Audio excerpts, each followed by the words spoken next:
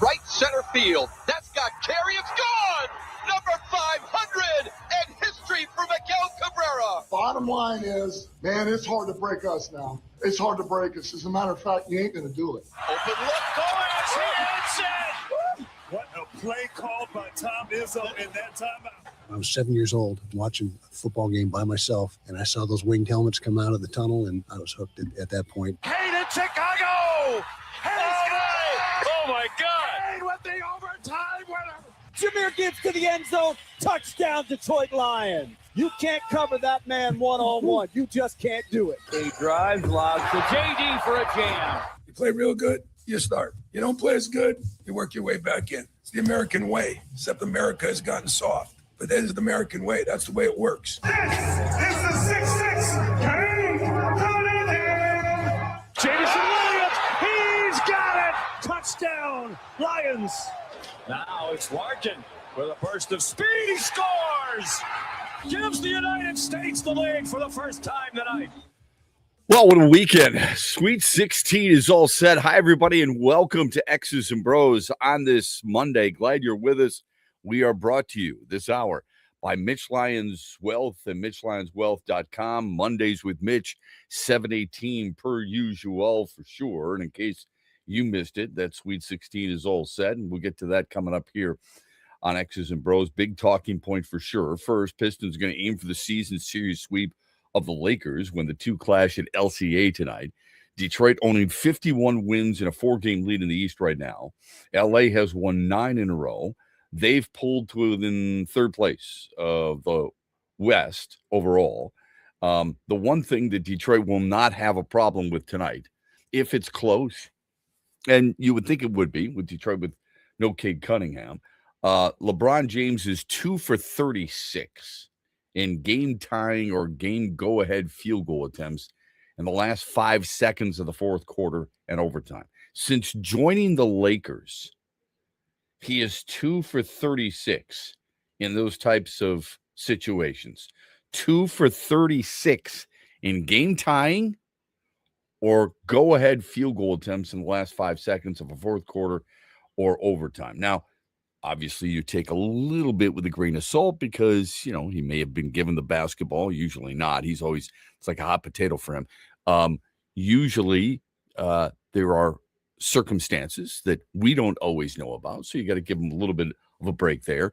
But if that's the case tonight and the game is on the line and he's got it with 5 seconds or less in the fourth quarter or overtime, let him shoot the basketball. Red Wings are off until tomorrow, and they welcome Ottawa to town. Big one because of this reason.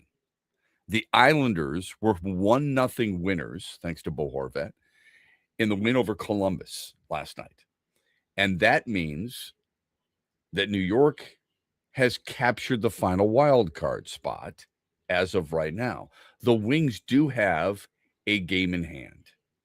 And what we noticed last night for New York, Matthew Schaefer continues to excel. Didn't have a point last night, but he is trying to redefine what playing defense is really all about. Ilya Sorokin leads the NHL in shutouts. He's got 7 shutouts thanks to the win last night. So New York becoming more and more of a player. It is another team. We knew it was going to be tight. You knew it was going to be competitive. You knew it was going to be a little uncomfortable at times. If you look at the wild card, it's Boston who came back and beat Detroit the other night with 86 points, and it's the Islanders with 85. Boston has played 70 games, so they have 12 left. New York has played 71 games. The Red Wings have played 70 games. So Detroit has a game in hand there. Keep this in mind. They play Ottawa, as I mentioned. Ottawa has played 69 games, and Ottawa is sitting just 3 points back of Detroit. So there's a logjam in the Eastern Conference without question. Detroit has some challenges coming up, courtesy of their schedule. We'll get to that a little bit later on as well. Michigan is the number 1 overall seed in the college hockey tournament. Big Ten tournament champs open Friday against the Atlantic Hockey Conference champion Bentley Club in the Albany region. The Wolverines, the number 1 scoring team in the country, and they boast 2 50-point players. This is interesting. Michigan is now the first school to ever earn a number 1 seed in the NCAA men's basketball tournament and earn a number 1 seed in the NCAA men's hockey tournament in the same school year. There has never, ever been a school to win the national championship in men's basketball and in men's hockey within the same year. Michigan State is also a 1 seed. They're third overall. They're the third of the 4 1 seeds. Okay? It's just a 16-team tournament in men's hockey. It's actually fun, but I know some people would like it expanded. Don't have nearly as many hockey schools around the country as you do basketball schools. But Michigan, North Dakota, Michigan State, and Western Michigan are the 1 seeds. Okay? The Spartans will play UConn Thursday afternoon in Worcester, Massachusetts. This is not the basketball, although they are on the same side of the basketball ledger. This is the hockey ledger. Spartans have a tournament best 4 first-round draft picks, a tournament high 15 draft picks overall. Trey Augustine, a 3-time Richter Award semifinalist. The Huskies, in case you were wondering, runners-up in the East Coast Conference. Western Michigan, as I mentioned, is the 4th overall 1 seed. They start defense of their national title against CCHA champion Minnesota State in Loveland, Colorado. It's weird to hear you say that, CCHA champion Minnesota State, because so many of us growing up knew the CCHA as Western Michigan, Michigan State, Lake Superior, Miami, Ohio, Northern Michigan, teams like that, Bowling Green, not any longer. Matt Fitzpatrick, birdies 18. He wins the Valspar Championship. So here's our Mitch Lyons Wealth poll question of the day. And look, basketball is the go-to right now, all right? You would figure. Who's the biggest surprise in the Sweet 16? Is it St. John's as a 5 seed? Is it Texas as an 11 seed? Is it and Iowa as a 9 seed, or Nebraska? I think those are fair right now. I mean, a lot of people, maybe Tennessee I thought about, but Nebraska had never won an NCAA tournament game. Now, Nebraska, after beating Troy and Vanderbilt by 2, okay, they beat Vanderbilt by 2. They handled Troy by 30-29 to be exact. A little surprising. I'm guessing most people will say Iowa as a 9 seed, but that's a team that right now, they're not the lowest seed at all. The lowest seed, or the highest seed, if you look at it that way, is Texas at 11. Texas had a play-in game. Then they had to beat BYU. Then they had to stun Gonzaga before they get ready for Purdue. Texas is an 11 seed. St. John's probably shouldn't have been a 5 seed in the first place. But St. John's did have to beat Kansas to get there. So that's the reason for St. John's being there as well. So you can vote as often as you want at XB Mornings. That'll be tweeted out, and we will retweet it, and we'll get to the results tomorrow in the 8 o'clock hour. Mitch Lyons will join us as always. Mondays with Mitch, 7:18. Looking forward to this. There is a Sweet 16 narrative that is now dead. We'll explain when we come back on X's and Bros on a Monday morning. We're brought to you by Mitch Lyons. Well, stay with me. You've worked hard for decades saving in pre-tax retirement plans like 401ks and IRAs, saving on taxes now. But as your retirement now approaches, you're going to get taxed at rates you have no control over. Hi, I'm Mitch Lyons, founder of Mitch Lyons Wealth. Your 401k balance isn't worth what your statement says. You could lose thousands of dollars to taxes, and those distributions can impact other areas of your retirement like Social Security and Medicare. Could a Roth IRA conversion be of help to you? You've probably heard of Roth conversions, but it can be confusing. Should you convert all at once or over time? Where should you pay the taxes from? How do you know for sure? Get our free personalized Roth blueprint analysis today to find out exactly what makes sense for you. Your Roth Blueprint could potentially increase your lifetime wealth by thousands of dollars. So get your free Roth Blueprint today. Text Blueprint to 844-867-8335. That's Blueprint to 844-867-8335. Or go to MitchLionsWealth.com, your best game plan to protect, grow, and win retirement.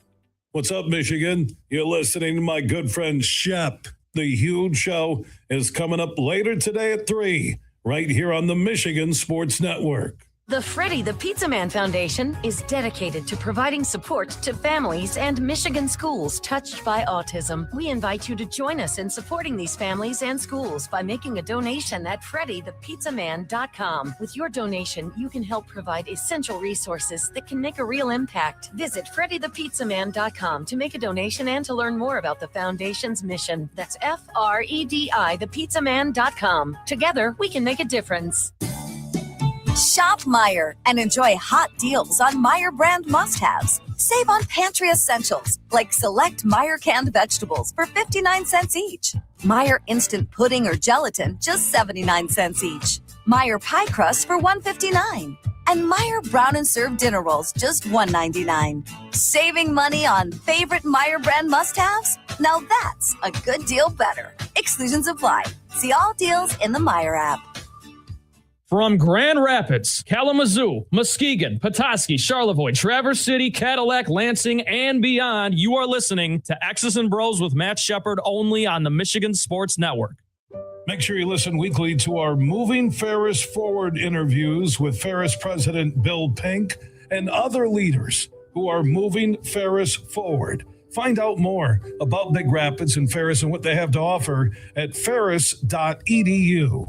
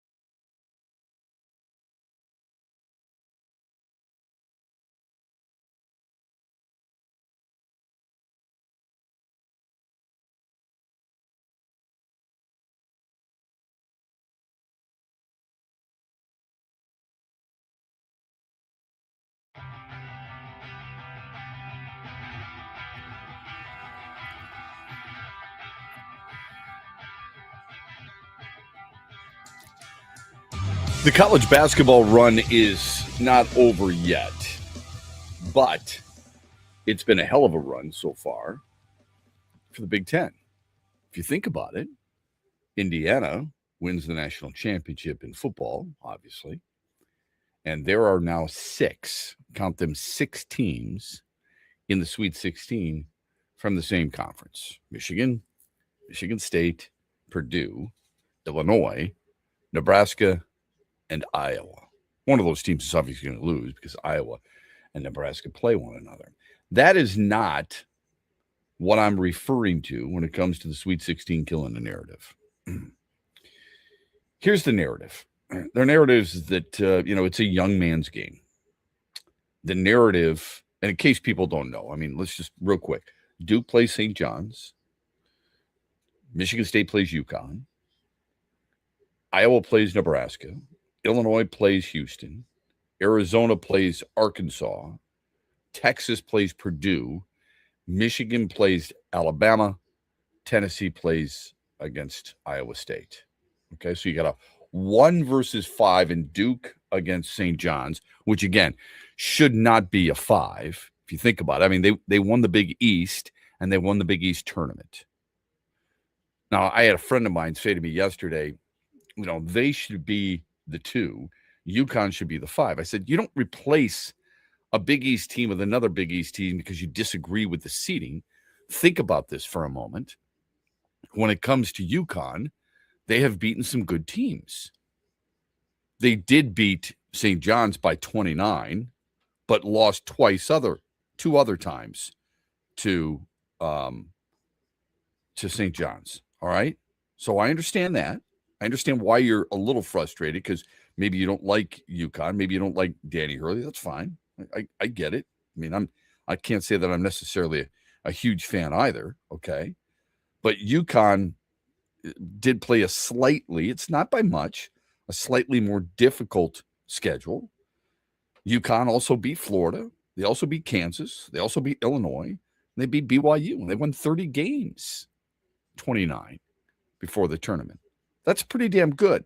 Okay. So, and then his response was, well, they're never going to give Big East teams, 2 Big East teams top 4 seeds. They did it in 2024. What are you talking about? They've actually done it 15 times.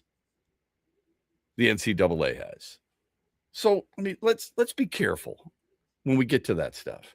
But anyways, Duke's the 1, St. John's is the 5. MSU, as you know, is the 3. UConn's the 2. All right? That should be a hell of a matchup. And Michigan State has just as good a chance to win that game and win that region as any of those 4 teams. Okay? Iowa against Nebraska. Iowa's a 9. Nebraska's a 4. Nobody expected those 2 teams to be there. Not many brackets out there. Okay? Illinois is the 3. Houston's the 2.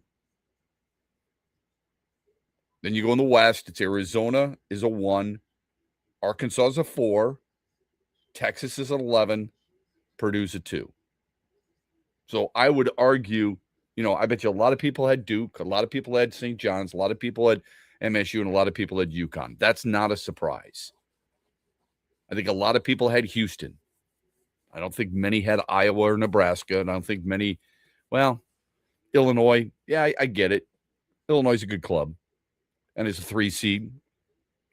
And with some of their marquee wins, yeah, I could possibly see people seeing them reach this far. I don't think many people had Texas. I don't think many people had Purdue, quite honestly. And Matt Painter picked up his 500th head coaching win in the Big Ten or at Purdue. Then Miami and Alabama, Tennessee and Iowa State. The Michigan, Alabama, yeah, I bet you a lot of people had. I think Tennessee was a surprise to many, especially because Rick Barnes, even though he's a pretty good coach, he has not been able to do what most people would have expected him to do with some of the talent he's had in the past. Iowa State is a team that I think a lot of people expected to be there. So that's your Sweet 16. But most people will tell you it's a young man's game. That's what it's all about. Older guys can't relate to younger players. Let me just give you some of the Sweet 16 coaches. Rick Pitino's 73 years old. St. John's is as good as they've been in a long, long time. Tom Izzo is 71. He doesn't act like it. He doesn't talk like it. He doesn't coach like it. Quite honestly, neither does Pitino at 73. And yet, Izzo's team is into the Sweet 16. Again, he's 71. Rick Barnes, I just mentioned, at Tennessee. He's 71. Kelvin Sampson. He's the head coach of Houston. He is 70 years of age. Right there, you've got four teams in the Sweet 16. A quarter of the teams left playing college basketball are led by men who are 70 or older. And then the young buck of them all is John Calipari. He's only got 67 years of life under his belt. So of the Sweet 16, not that they're all like this, but still, the narrative has always been a game has passed him by. The narrative has always been you've got young kids out there who cannot relate to older coaches. We've seen it in college football quite a bit, even though Nick Saban, even though Bill Snyder, certain people like that. Everybody feels like they've got to shift to a younger generation to quote unquote relate to these kids.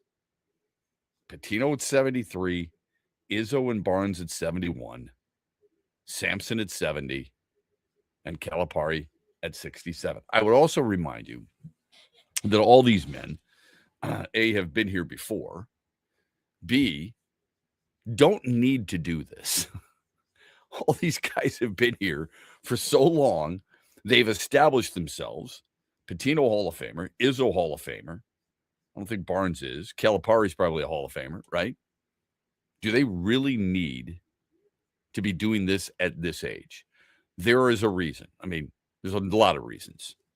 And I know you're thinking, it's probably financially. No, that's not what I'm referring to. I'm referring to the competitive nature, the difference they're trying to make in young people's lives. At least we hope so. College basketball, as Tom Izzo had mentioned the other day, look, when I got this job, you were a steward of college basketball. And he has been and will continue to be. And you would guess a lot of guys are the same. Now, I have been critical in the past, for sure, of John Calipari, of Rick Pitino, of Kelvin Sampson for certain ways they do things. Everybody can change. And to a certain extent, I think they have. And I give them credit for that. But overall, I hope we look at this and we look at some of, even as I mentioned before, some of the college football. I mean, look at Kurt Signetti, for crying out loud. Let's try not to get caught up in such easy narratives when it comes to the age of certain coaches, just like we shouldn't get caught up in the certain narratives with ages of certain players. Oh, I'm sorry, he's too young. Kevin McGonigal, which we'll get into coming up here on X's and Bros. Our phone number, by the way, on the Meyer hotline is 866-838-4843. You can text us, Sports Radio 21000. This, of course, is X's and Bros throughout the great state of Michigan. Mitch Lyons joins us 7:18 Mondays with Mitch. As always, we got a poll question out there for you. When we come back, did the Lions hit their free agent marks? Maybe when you look at it, even though you're not happy with it, you could say that they did. We'll explain on the other side of X's and Bros here on a Monday morning, brought to you by Mitch Lyons Well. Shop Meyer and enjoy hot deals on Meyer brand must-haves. Save on pantry essentials like select Meyer canned vegetables for 59 cents each. Meyer instant pudding or gelatin, just 79 cents each. Meyer pie crust for $1.59. And Meyer brown and served dinner rolls, just $1.99. Saving money on favorite Meyer brand must-haves? Now that's a good deal better. Exclusions apply. See all deals in the Meyer app. Huge here for the Michigan High School Athletic Association. You can stay up to date on the latest from Lansing 24/7 at MHSAA.com, at MHSAA on Twitter, and MHSAA on Facebook. The latest news, press releases, and stories connected to every high school in the state of Michigan, available for you 24/7 from the Michigan High School Athletic Association. Log on to MHSAA.com, at MHSAA on Twitter, and MHSAA on Facebook. And if you're looking for archive, boys and girls, high school sports, MHSAA.TV. That's MHSAA.TV. 24/7, everything you need to know about high school sports in Michigan. Log on to MHSAA.com. The Freddie the Pizza Man Foundation is dedicated to providing support to families and Michigan schools touched by autism. We invite you to join us in supporting these families and schools by making a donation at FreddieThePizzaMan.com. With your donation, you can help provide essential resources that can make a real impact. Visit FreddieThePizzaMan.com to make a donation and to learn more about the foundation's mission. That's FREDI, Together, we can make a difference. You're listening to X's and Bros with Matt Shepard on the Michigan Sports Network. We'll be right back after this break, but while you're waiting, be sure to vote on our daily poll question presented by MitchLyonsWealth.com at XB Mornings on X.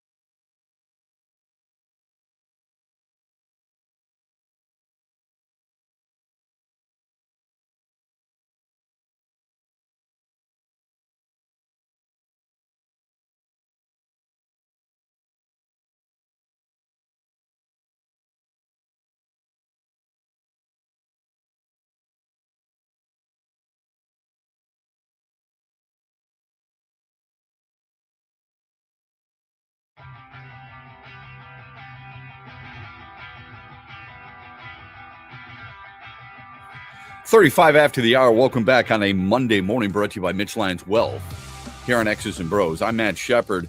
The phone number on the wire hotline is 866-838-4843. You can always text the program, Sports Radio 21,000. We had mentioned there are six, more than a quarter, six teams in the Sweet 16 from the Big Ten. Think of this. The Big 12 has three. The SEC has four. The Big East has two, St. John's and UConn. The ACC, which received 8 bids, has one. The ACC, formerly known as the Basketball Conference of all basketball conferences in college basketball, has one, and that's Duke. Duke is left all to itself. Crazy stuff. I had mentioned Iowa, the 9 seed, advancing to the Sweet 16. It's a hell of a win, upsetting defending national champion Florida. There are just 9 seeds to beat a 1. Pennsylvania did it in 1979. They beat North Carolina. That's when Michigan State won their first ever national championship.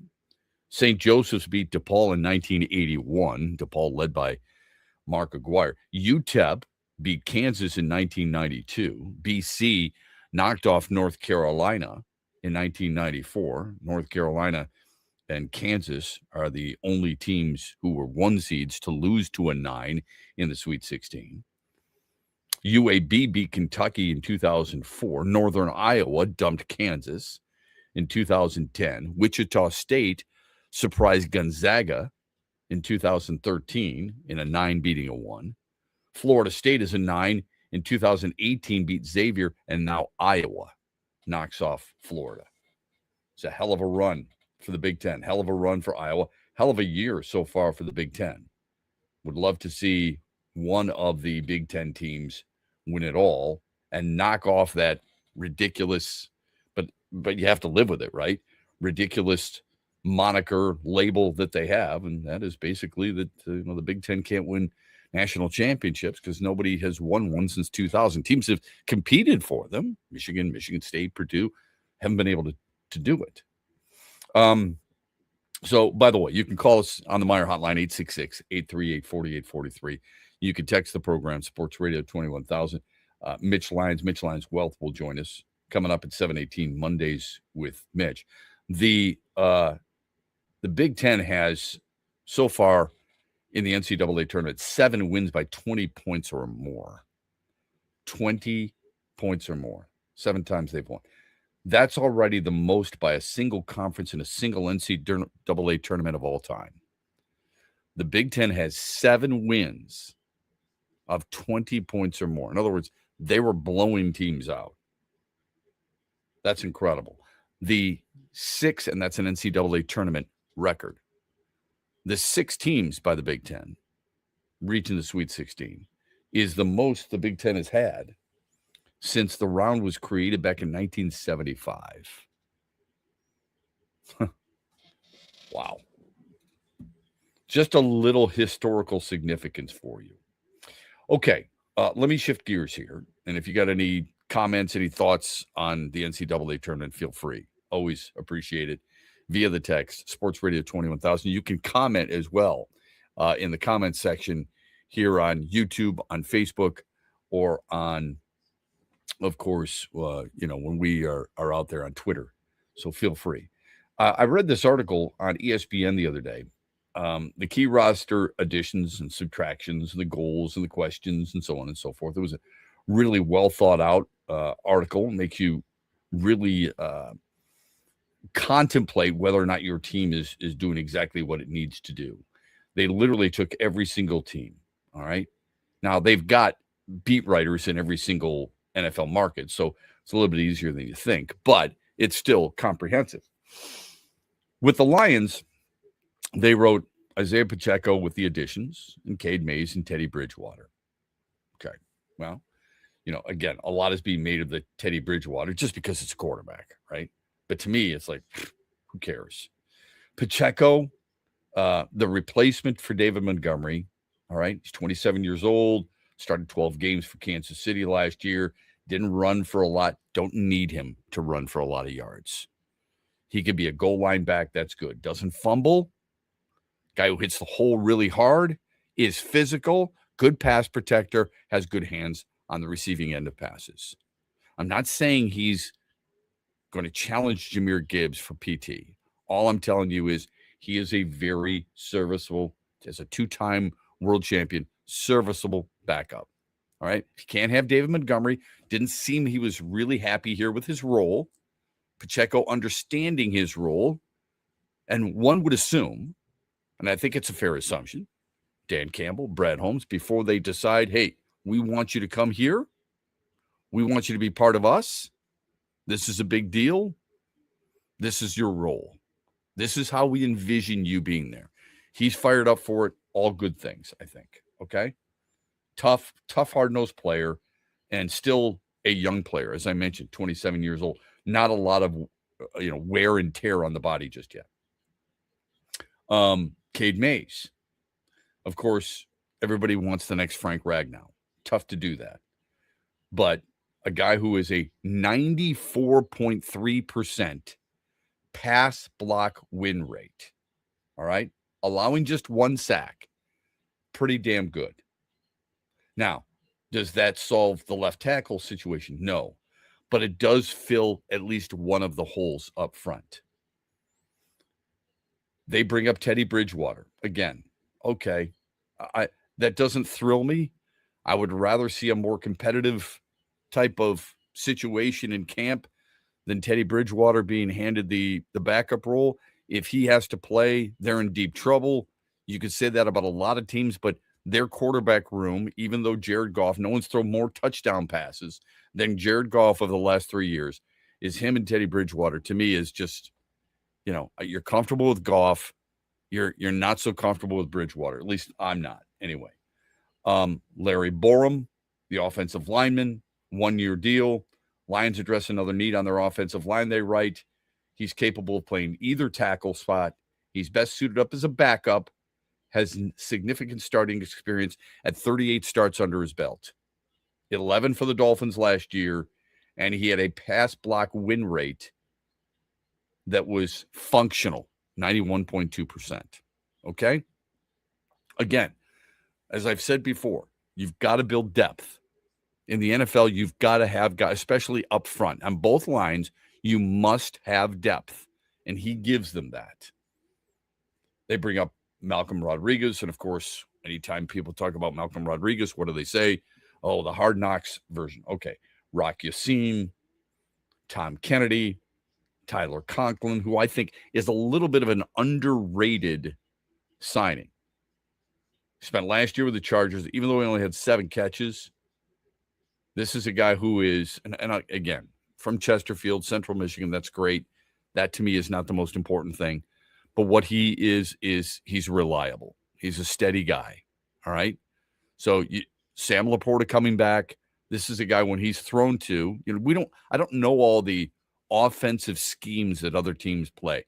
So wherever Ty Conklin has been, Chargers, Jets, whatever, we don't know how important of a role the tight end plays in that system. Now, one would figure with today's NFL that the tight end is more and more important. And I believe it is. And I think most people would believe it is. So Conklin has never been viewed as a guy who's going to be the second coming of Travis Kelce. He's not Tony Gonzalez anywhere. He's not Antonio Gates with, of course, the Chargers. But he is a guy who, when a guy like Sam Laporta is out or Sam Laporta is injured, you can rely on a guy like Ty Conklin. Most of these signings are not starters. And therein lies part of the problem for, I think, Lions fans. And that is that they want guys who are going to start. I often use this as an example with most sports, baseball, basketball, you name it. How many of our guys does the other team look at and say, I want that guy? And I think that's what Lions fans were hoping for. Lions fans wanted their front office to go out and get guys that other teams were making a bid for, that other teams wanted. Now, there are players like Isaiah Pacheco who's come out and said, look, other teams wanted me, but this is where I wanted to be. Then you'll have, and a friend of mine said this to me the other day, then you'll have those who are, even though he says that publicly, some Lions fans, I don't believe it. I believe he came here because they were willing to give him the most money. That's what it comes down to. Look, money is oftentimes a big factor in just about everybody's decisions, isn't it? Absolutely. Roger McCreary, I think, on a 1-year deal. I think that's a good contract. I think that's a good player to have. DJ Wanham, I'm not going to lie. I don't understand Wanham over Al-Qadim Muhammad. And I'm not a huge AQM fan, right? But both guys making $6 million, all right? Muhammad, bit of a veteran journeyman, right? Seemed to thrive a year ago. Career high in sacks, career high in tackles for losses, only 9. Career high in quarterbacks hits with 12. DJ Wanham could do the same thing. Maybe it's the ability or lack thereof to play again against the run, because AQM wasn't really good in that regard, right? Peyton Turner, former first-round pick, spent part of last season with Dallas, okay? Greg Dortch, he's going to replace Khalif Raymond on kick returns. There are the little things that they are doing that I think most people would say is good value, but you're bottom of the barrel picking. That's what the reputation is right now for Brad Holmes. You know, say what you want about the free agency. One of their goals was to fill in some blanks with some players that are not going to break their bank. Pacheco, $1.8 million cap hit. Conklin, $1.3 million cap hit.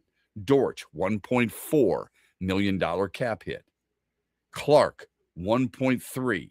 McCreary, 1.3. Those are all manageable. As I said when the whole free agency period began, I said, you're going to have to fill in a lot of blanks. And we're not talking just starters here.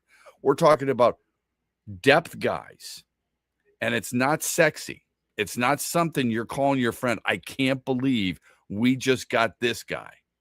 There's nobody that the Lions have signed that moves your needle, but they are really important.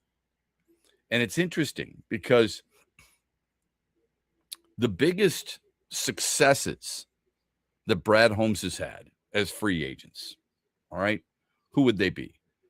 Roy Lopez, Khalif Raymond, a couple years ago, Kevin Zeitler, of course, but you look at Khalif Raymond, replaced, Lopez, replaced, Amik Robertson, replaced, Alex Anzalone, replaced. Now, Anzalone's a starter, Lopez, a rotational starter, Raymond, you would say he's the starter as the 3 wide receiver. And I don't think, but he's more of viewed as a really important piece to their special teams. Well, that special teams now Dortch, right? It's still not what you or I might add, wanted from this team. But they have been able to fill some needs, and that's really important. Cap space wise, I saw this from NFL Stats the other day. Cap space wise, the Lions still have $24.6 million. The people who felt, what are they going to do with restructuring Jared Goff? What are they going to do with being able to save money by signing some? They're going to extend their young guys. Well, when you get $24.6 million remaining left under the cap, it's hard to argue that that's not what they plan to do with that. And therein lies I'll throw myself in there with you, our frustration, and rightfully so. Freddie sends us this text. Always rely on Freddie early in the morning. Shep, I don't feel Detroit and Brad didn't build an ounce of depth. They lost players and got rid of players and just replace that same position. Well, that's part of the depth, though, Freddie. I mean, I'm not saying they upgraded. I'm saying they built depth, and they did build depth. It's hard to deny that. It really is. I'm not saying that Pacheco, he replaces Montgomery. Mays replaces Glasgow, right? Bridgewater replaces Allen. But then you look at Peyton Turner. You look at Greg. I mean, you think he's just replacing Marcus Davenport. Okay, that's fine. You still had to replace it. You still had that. Marcus Davenport was considered, I mean, by most people, a depth piece. I know it played off like he was going to be a starter, but he is a depth piece. You had to have rotation guys in there because he wasn't playing every single snap. You're lucky to get him for a damn game, for crying out loud. Okay. And I'm not glorifying what the Lions have done here, but Damone Clark, linebacker, DJ Wanham, linebacker, Trevor Nowaski, linebacker, Malcolm Rodriguez, linebacker. All right. Some edge, Wanham edge, but viewed as a linebacker. You needed depth there. They didn't just replace guys. And even if you're thinking that they're just replacing guys, that is still part of building a depth on a team. No team is the same, right? You're not taking the same team from one year into the next. Keep that player or position and make them depth. Add with a star who will start. And there it go. There it is right there, what I was referring to. Most people want stars as starters. You don't need, I wanted Leo Chanel. I wanted him from the Chiefs as a linebacker. He's not a star, but he's a good player. Knowing that you have, and this is, Freddie, this is about expectations, man. This is what your wants, I should say. Because I know what your expectations are for the Lions. They're very low, and I get it. And you're frustrated, and I understand that completely because I'm with you on that. However, if your expectations going into free agency were you were going to get a star player, then you set yourself up for disappointment. Because Brad Holmes, A, hasn't done that, although he's got to do things differently. And B, most people didn't feel like they had the money to do that. So my expectation was to get some depth pieces. Now, I wanted certain players for sure. Cade Mays was one of them, for example.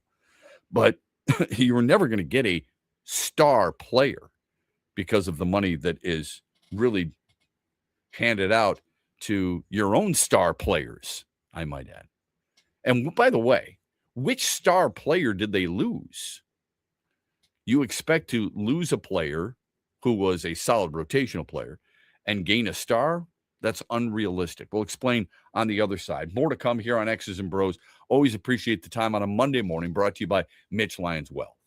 Huge here for Avello Airlines. Did you know you now can fly nonstop from Detroit and Grand Rapids to Lakeland, Florida, home of the Tigers Spring Training Complex? You can fly nonstop from Detroit to Lakeland on Wednesday and Saturdays, or from Grand Rapids to Lakeland on Thursdays and Sundays. You'll land just 20 minutes away from the ballpark. Lakeland Linder Airport is a smaller, convenient airport with on-site car rentals and only 280 feet from the plane to the parking lot. Everyday low fares happening right now, and reliable service with Avello Air. You can book your tickets now at AvelloAir.com. That's AVELO Air.com. Use promo code HUGE for $20 off your round trip base fare ticket when you book by March 31st. Restrictions apply. Discount applies to round trip base fare tickets only, valid for travel through August 31st, 2026. Must be purchased by 11:59 p.m. on March 31st, 2026. See AvelloAir.com for details. Contract of carriage for full details. DraftKings Sportsbook is the #1 sportsbook for live betting, and it's built for March. DraftKings Sportsbook is delivering the most generous rewards in the market. This isn't a tournament you bet and forget. It's one you react to. With DraftKings, the #1 sportsbook for live betting, you're not betting what might happen. You're betting what's happening. Possession by possession, play by play, live lines, props, next play outcomes. As this March Madness chaos unfolds, the bracket will break. So don't just watch the unexpected. Why don't you bet on it? New to DraftKings? Bet $5 and get $200 in bonus bets instantly. Here's what you do. You download the DraftKings Sportsbook app now. Use the code HUGE.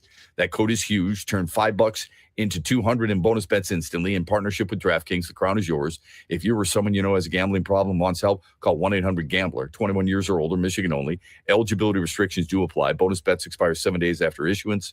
For additional terms and responsible gaming resources, see dkng.com/audio. This is a limited time offer. Hear that? That's the sound of saving a good deal more when you shop with M-Perks at Meijer. Some delicious Cosmic Crisp apples, money saved. Meijer Essential Paper Towels, that's money saved. Savings, savings, savings. Because every dollar spent is also points earned in M-Perks, which you can use to save on your next grocery trip or up to $1 off per gallon on your next tank of gas. At Meijer, we work hard to help you save a good deal more for a whole lot less. That's bringing more good to life. Exclusions apply. See mperks.com for details.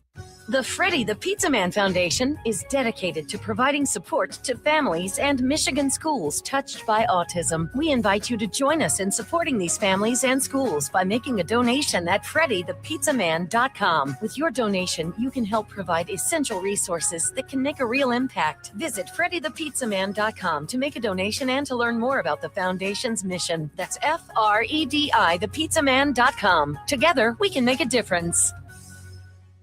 Huge here for Van Andel Institute Purple Community. Now, they're a grassroots fundraising network powered by the volunteers who support VAI's mission to improve health now and in the future. Learn more at purplecommunity.org.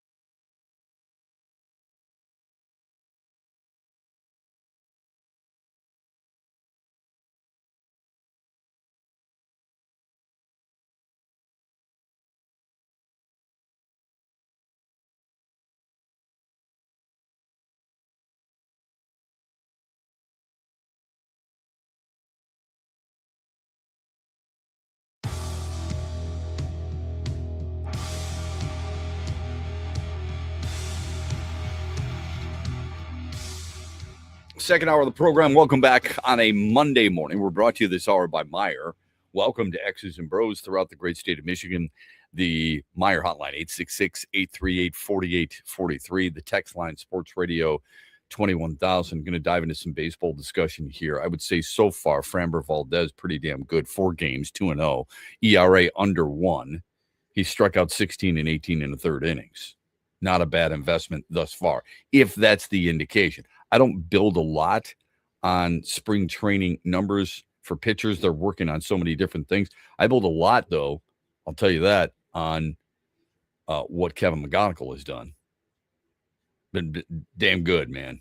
Really good. So we'll talk about that coming up for sure here on X's and Bros. Let me get back to the quick Lions discussion. As Freddie had sent a good text, and I want to make sure people are listening to some of the things that he has to say. He says, I'm going to give them that they filled the center, but this team should have signed a top safety and a top corner next. A couple of top ones went for 1-year deals. Terrion and Branch can be your depth till Branch is healthy. Terrion can actually cover. Look, I completely understand where you're coming from regarding the cornerback spot. Okay, Rocky Yassin, Roger McCreary do not invoke a lot of confidence from you. I understand that, okay? I mean, there are ways to address teams, and I think the Lions missed an opportunity there too. I'm not saying everything they did was perfect, okay? I'm not saying that at all. I'm just telling you what they've done so far, and that if they use, I don't think they're going to, but if they use a first-round pick, how about this? If they use an early draft pick on a really good corner, would that change your mind? And that's the thing that people have to remember. I know that people are upset that star power name behind it was not there. I understand that. Okay.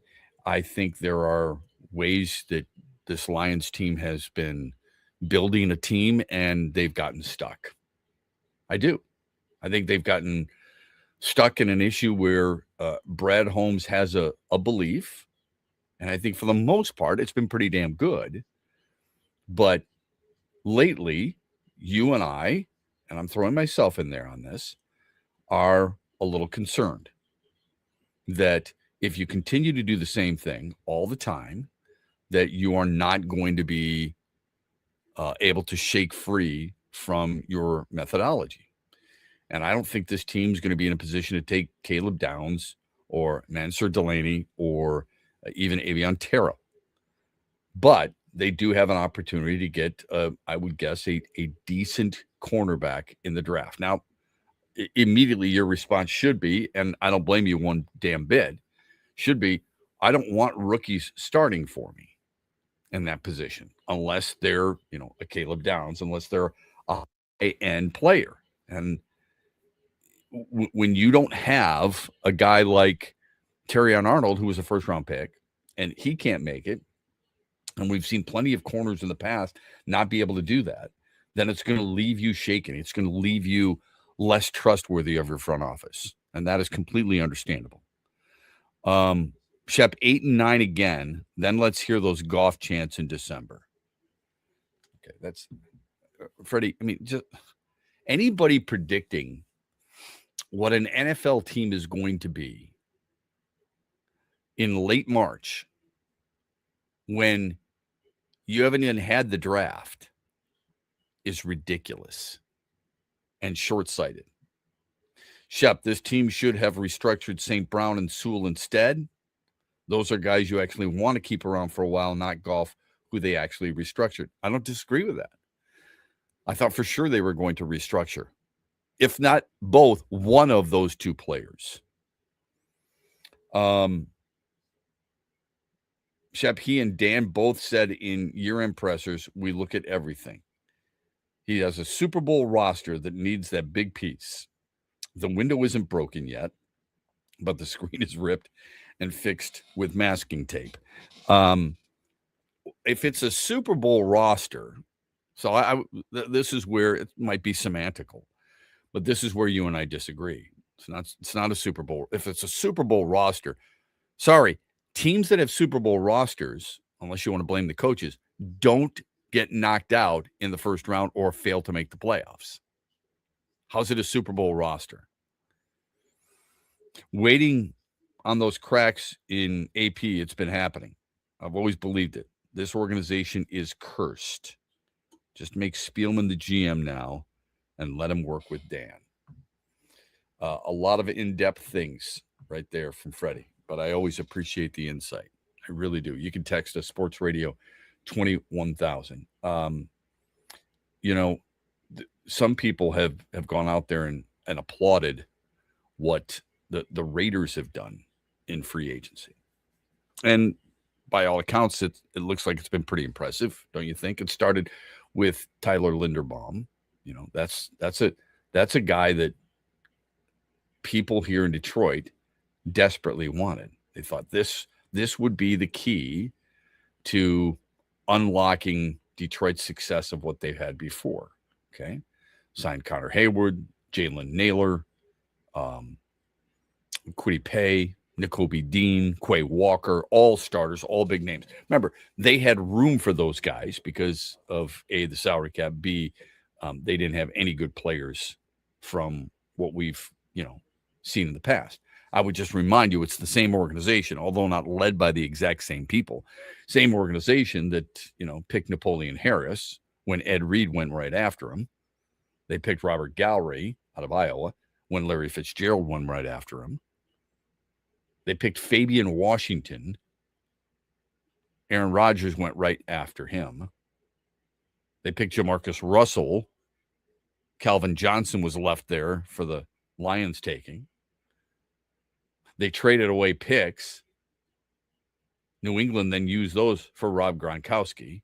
So let's be careful before we start just throwing a protective blanket over certain teams and constantly just ripping our team. I would have liked the Lions to have done more than what they've done as well, to claim a starter. And therein lies your frustration, and I think it's okay to say it. You don't want to put a star in there. I get it. What you were hoping for is a starting player. That's what you wanted to see. That's what we wanted to see. I'll throw myself in there with you, okay? You got one. Now, you got some other guys who will contribute. You get guys, as I mentioned, rotational players. But you got one starter. Because Pacheco's not taking the place of Jahmyr Gibbs. Teddy Bridgewater's not taking the place of Jared Goff.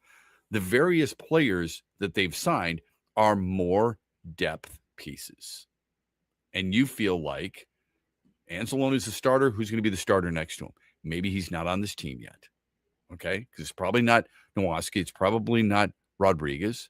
It's probably not Wanham. Wanham might be a guy opposite Aiden Hutchinson who will play once in a while. He's a 1-year, $6 million contract. Of course, that's what's going to happen. He's not going to be an every down player. All right? Tom Kennedy is not going to be your third wide receiver, but you're going to keep him around because he provides you some depth. You need to build a team in that regard. You need players who can come in if your stars get injured. It's two primary positions. You and I both know that. It's defensive end and it's cornerback. It's two positions that have hurt this franchise for a long, long time. All right, when we come back, Mondays with Mitch. Always enjoy the conversation with Mitch Lyons. We'll talk to him about the NCAA tournament, the Lions' moves or the lack thereof, and a whole lot more. Mondays with Mitch. And Mitch Lyons, the former NFL tight end, joins us on the other side on X's and Bros on a Monday morning, brought to you by Meyer. Huge here for Josh Garvey and his team at Dorn Mayhew, West Michigan. Now, they continue to grow. They got their worldwide headquarters in Troy, Michigan, on the east side of the state. They are worldwide. They are the leaders when it comes to accounting, CPA, and business needs. Simple and easy. Just Google Dorn Mayhew.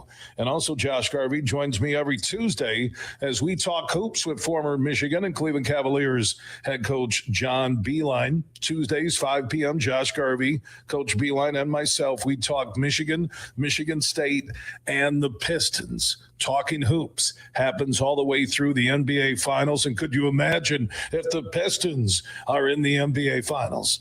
If you ever have a hoops question for us, you can drop it at Huge Show on Twitter, The Huge Show on Facebook, and Talking Hoops every Tuesday at 5 p.m., presented by one of the world's top accounting, CPA, and business firms, Dorn Mayhew.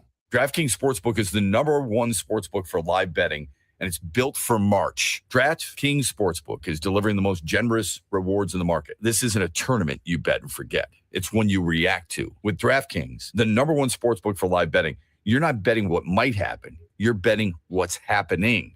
Possession by possession, play by play, live lines, props, next play outcomes. As this March Madness chaos unfolds, the bracket will break. So don't just watch the unexpected. Why don't you bet on it? New to DraftKings? Bet $5 and get $200 in bonus bets instantly. Here's what you do. You download the DraftKings Sportsbook app now. Use the code HUGE. That code is HUGE. Turn $5 into $200 in bonus bets instantly in partnership with DraftKings. The crown is yours.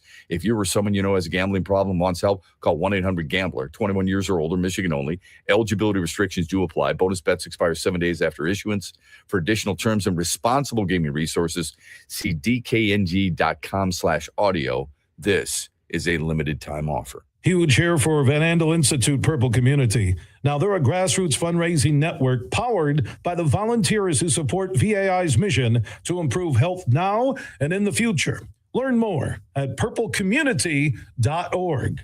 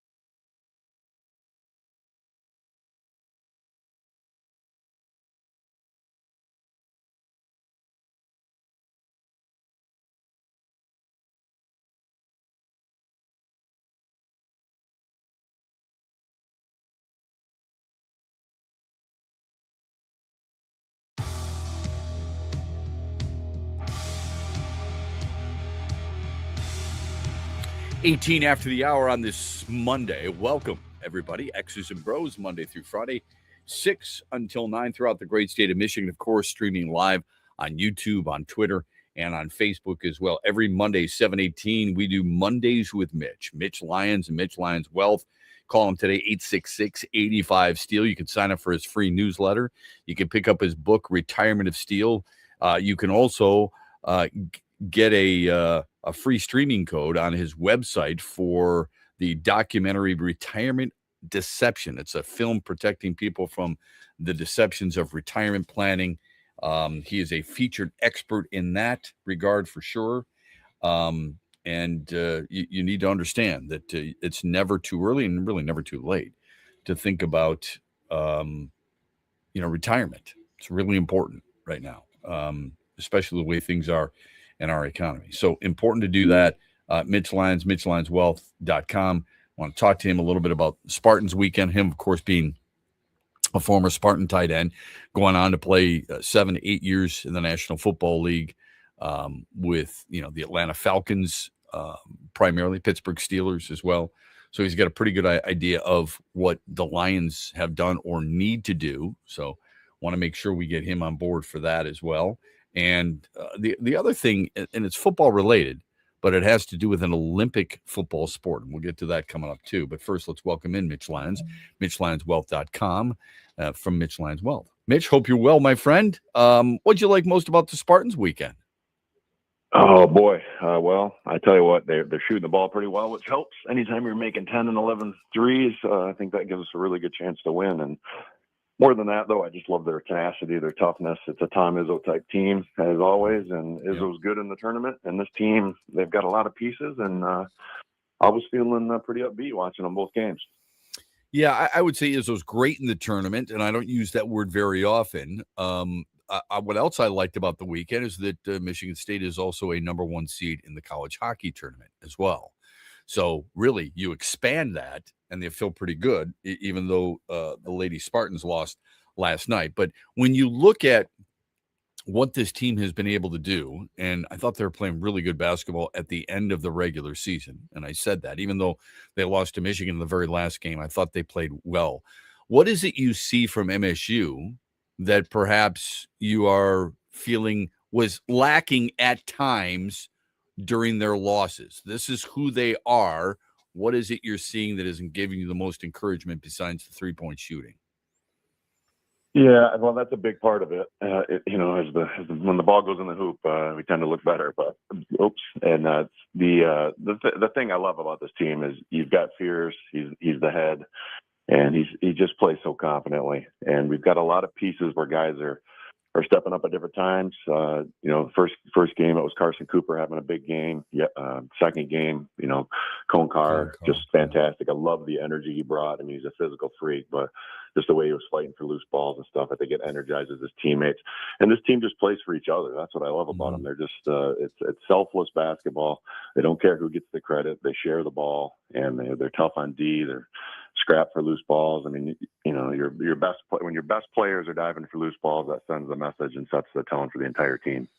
Well, they have left no doubt that they've been the better team in the first 2 games without question, and super excited to watch them play next weekend. Besides MSU, which team has impressed you the most in the first 2 rounds of the tourney? Well, I love the Nebraska story, just the history there, the family history with Fred Hoiberg's father-in-law and, son playing. That's a great story. Winning the first couple games in NCAA history for them. Iowa, I mean, hey, I think the Big Ten as a whole is just it's a great story for the league. I mean, 6 teams in the Sweet 16. Iowa knocking off number 1 Florida. That's a good story. What I love about this Sweet 16 is there's really not any Cinderellas. You don't have any. I mean, Texas is the lowest seed, I guess, but obviously a major program. I mean, every team here, I think every fan base thinks, hey, we've got a shot. I mean, legitimately, and. So, you play them out, and I think it's going to be an awesome weekend next weekend, and I'm looking forward to them. I would actually argue Iowa is more of a Cinderella than Texas, even though Texas is the 11 seed because of who they've had to play thus far. So you mentioned Iowa, you mentioned Nebraska. Those 2 teams clash next. Let me ask you this. The Lions continue to pad their roster with what I would consider role players. not stars. What do you think of their free agent signings so far?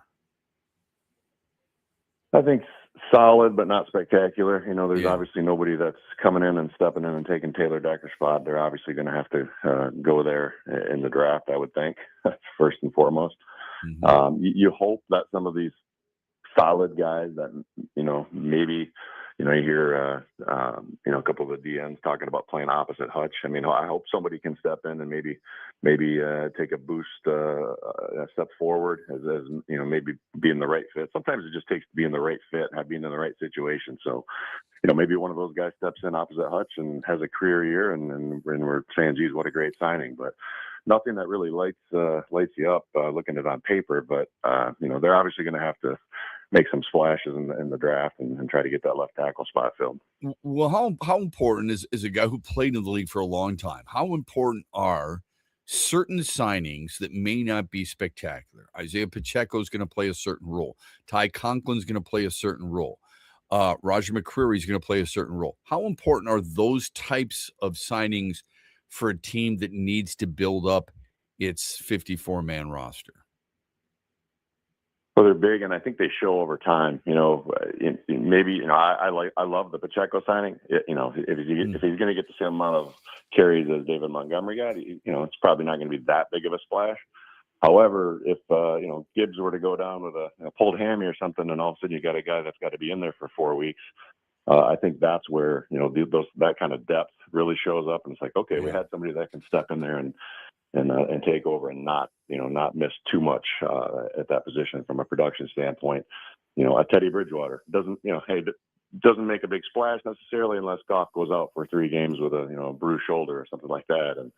And you got a guy that can take the reins and keep the team competitive and keep the train on the track. So that plays out over time. But the depth piece is huge. As we've all seen as Lions fans, there's a lot of attrition through the NFL season, more so for the Lions, it seems, the last couple of years than normal. And you've got to have that depth to keep things moving in the right direction, even without your top 22 out there. It's Mondays with Mitch Lyons, MitchLyonsWealth.com, joining us here on X's and Bros as he does every single Monday, 7:18. It's for Mondays with Mitch. Call him today, 866-85-STEEL. Got a book, got a movie out, all of it, or a film out, I should say, where he's an expert speaker. Make sure you check that out. Flag football over the weekend, I doubt anybody watched, quite honestly. But you had guys like Joe Burrow participating, which probably made every Cincinnati Bengal fan pissed off, and rightfully so. Tom Brady was participating. But the guys you didn't know, the non-NFL stars, are the ones who ran away with that. So first, what does that tell you? Second, is this really an Olympic sport in your mind? Well, I got to tell you, you sent me an email saying, talking about what we're going to talk about. I was scrambling this morning to find out what you were even talking about, and to find out that Tom Brady's out there playing flag football. Not to mention some of these current NFL stars, like you said. Yeah. I'm like, what in the heck? I'd be so ticked off if Jahmyr Gibbs was out there running around with an injury with a. So is it an Olympic sport? You know what? What isn't an Olympic sport anymore? So yeah, it's probably an Olympic sport. I mean, you got all these crazy sports that, you don't really think of as traditional sports, but yeah, I'm sure it'll be I didn't watch it. I was too dialed in with NCAA basketball, but I'm sure it could be pretty interesting to watch. And no worse than some of the other stuff we're watching out there. I can tell you this: baseball's not an Olympic sport, which is ridiculous. But flag football is going to be. It's always good to visit with you, my friend. Good luck to the Spartans this week. We'll talk again next week. Have a great week, bud. Absolutely, and looking forward to the Tigers. Absolutely, yeah. Mitch Lyons, Mitch Lyons Wealth, and MitchLyonsWealth.com joining us. Speaking of the Tigers, boy, he set us up perfectly.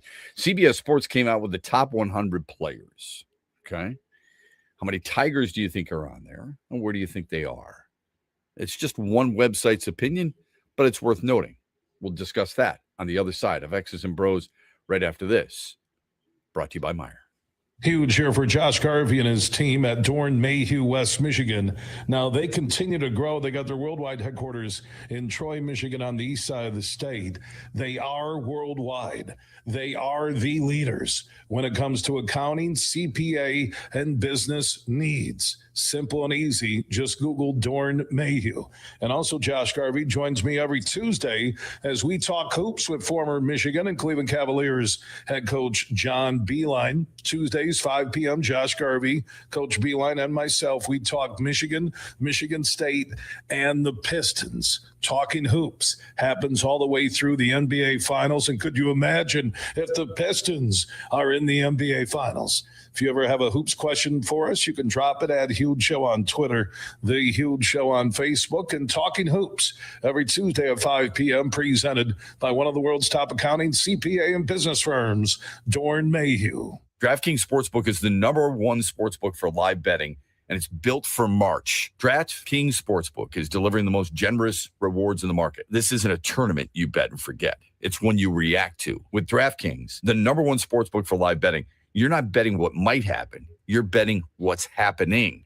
Possession by possession, play by play, live lines, props, next play outcomes. As this March Madness chaos unfolds, the bracket will break. So don't just watch the unexpected. Why don't you bet on it? New to DraftKings? Bet $5 and get $200 in bonus bets instantly. Here's what you do. You download the DraftKings Sportsbook app now. Use the code HUGE. That code is HUGE. Turn $5 into $200 in bonus bets instantly in partnership with DraftKings. The crown is yours. If you or someone you know has a gambling problem, wants help, call 1-800-GAMBLER. 21 years or older, Michigan only. Eligibility restrictions do apply. Bonus bets expire 7 days after issuance. For additional terms and responsible gaming resources, see dkng.com/audio. This is a limited time offer.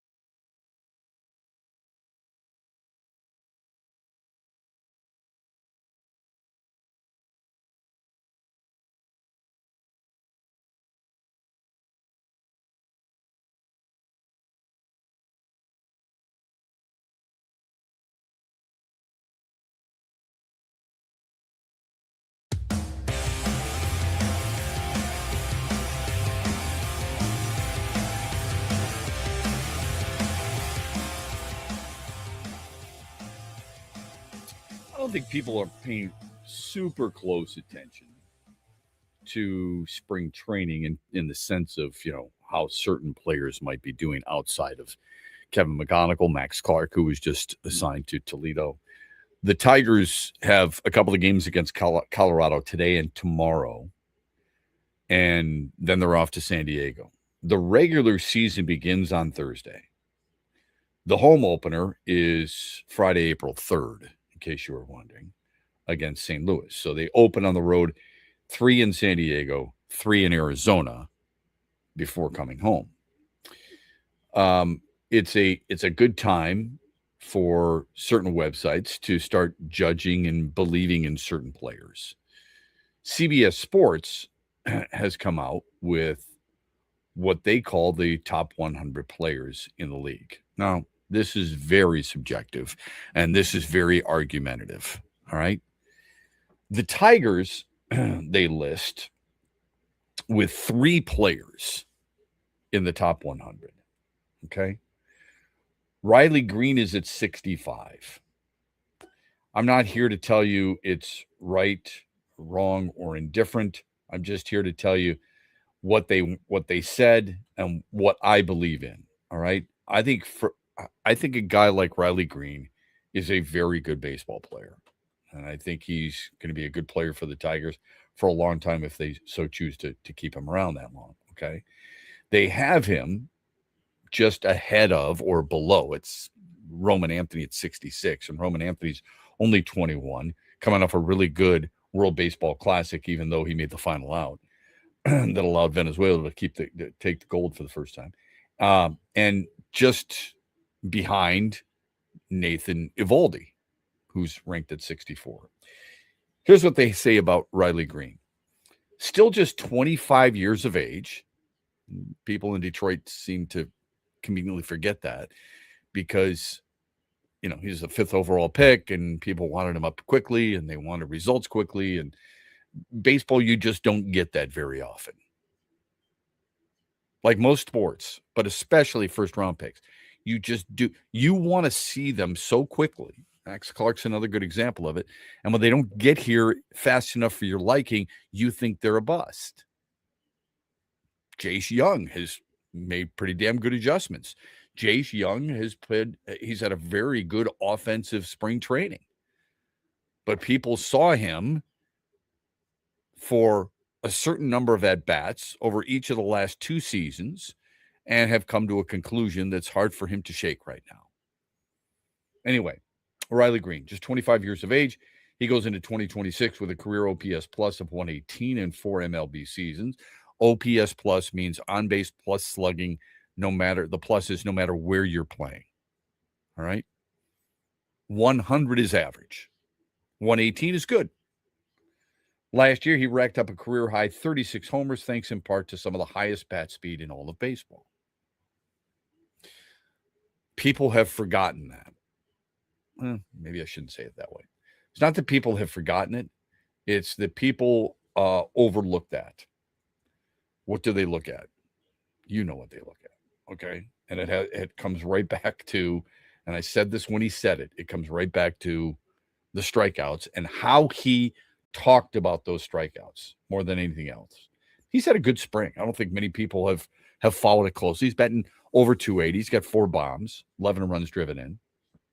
But because he struck out 201 times, which led the American League last year, people were upset about it or concerned about it.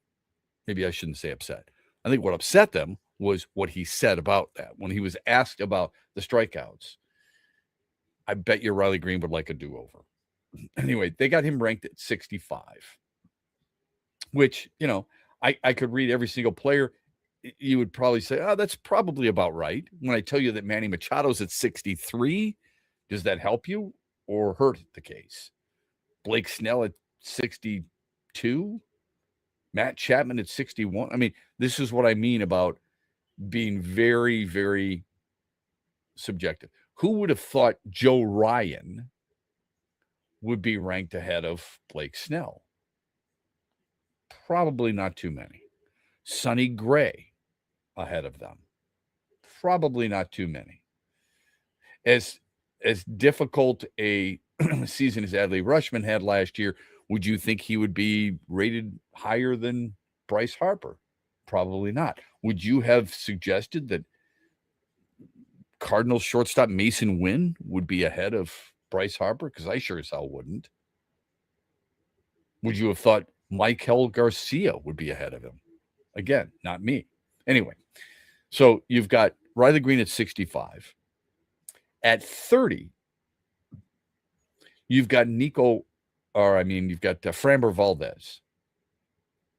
They actually have Framber Valdez ahead of Logan Webb and ahead of Hunter Brown and ahead of Max Fried, who last year led all of baseball with 19 wins. And here's what they write about Framber Valdez: an elite ground baller with good velocity and strikeout numbers. The lefty Valdez has pitched like a true ace for almost his entire career. He's also a workhorse by contemporary standards. I'm glad they put that in there because it's not like it's the same definition of a workhorse today as it was back in the day. Fill in the blank for the day. And I've already told you about how good of a spring training he's had so far in 4 starts, 2-0 with an ERA below 1 and a WHIP just barely above 1. Workhorse, 192 innings last year. You get 200 innings out of him.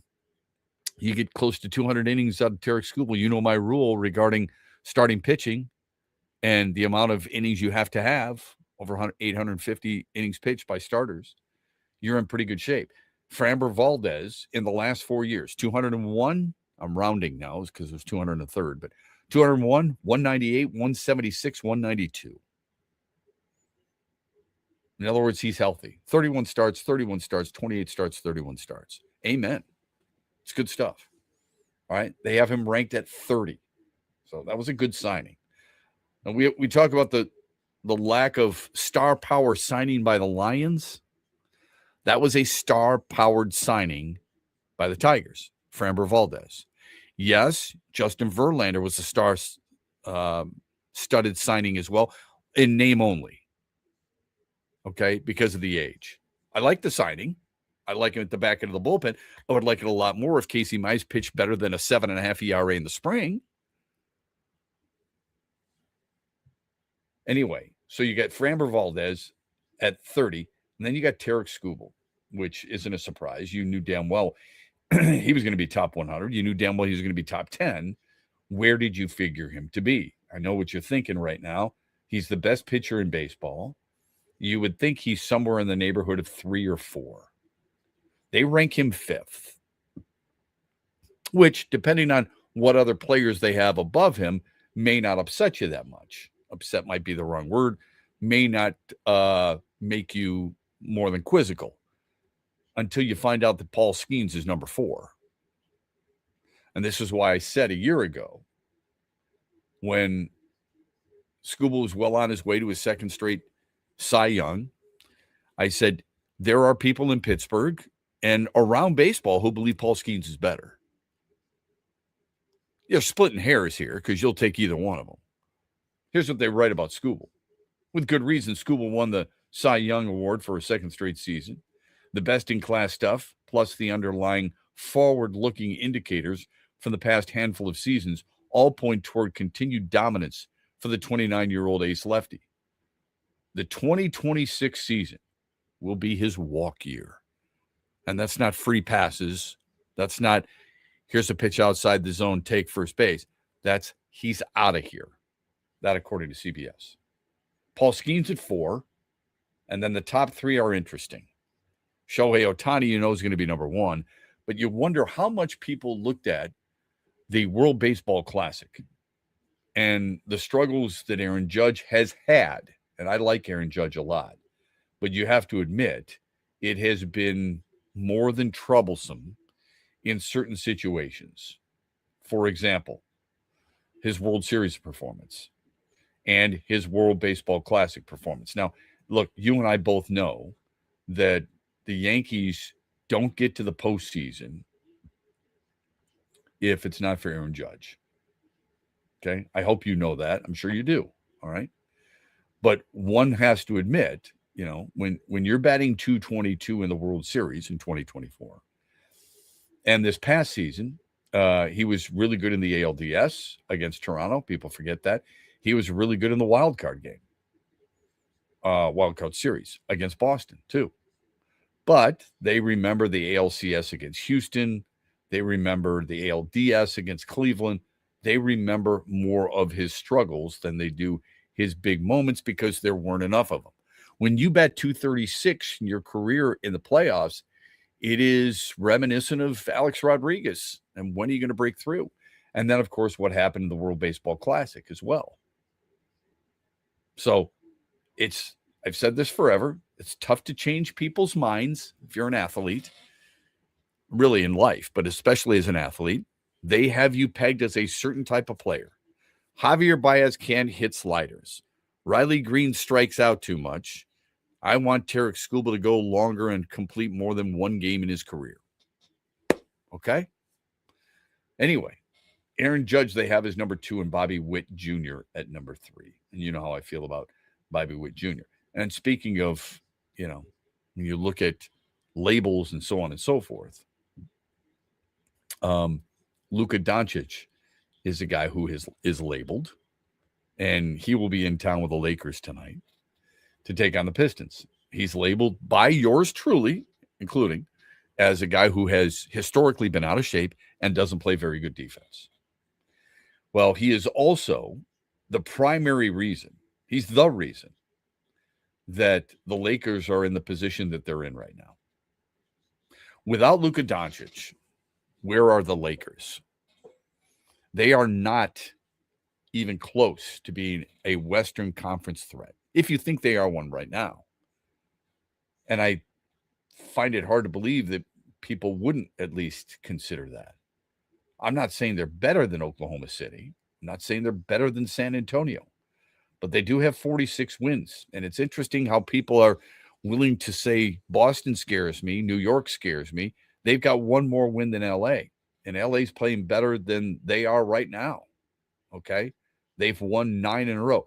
There's, outside of Oklahoma City, there's no team on a better roll than the LA Lakers. Oklahoma City's won 11 straight.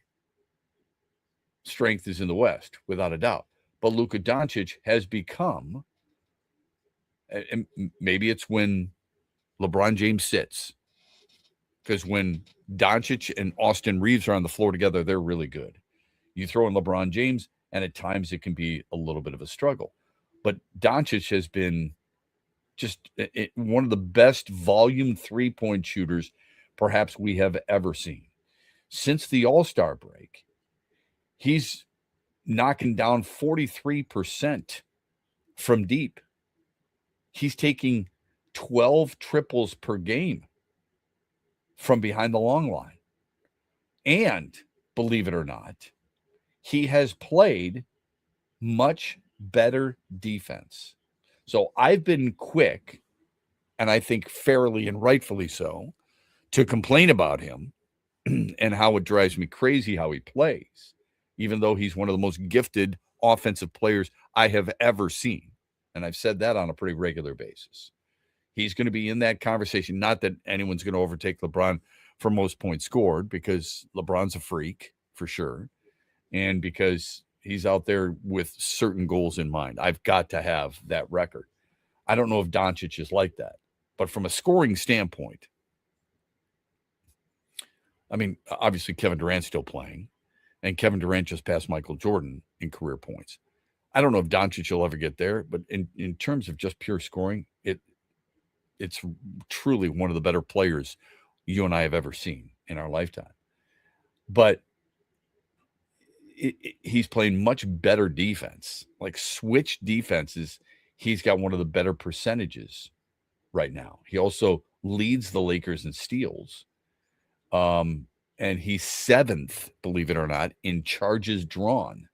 So if I'm going to sit there and complain about a player, rip on a player for a lack of effort and an unwillingness to play at both ends of the floor, when he does that and starts to change a little bit, I have to, responsibly, I have to be willing to say, yes, he is getting better.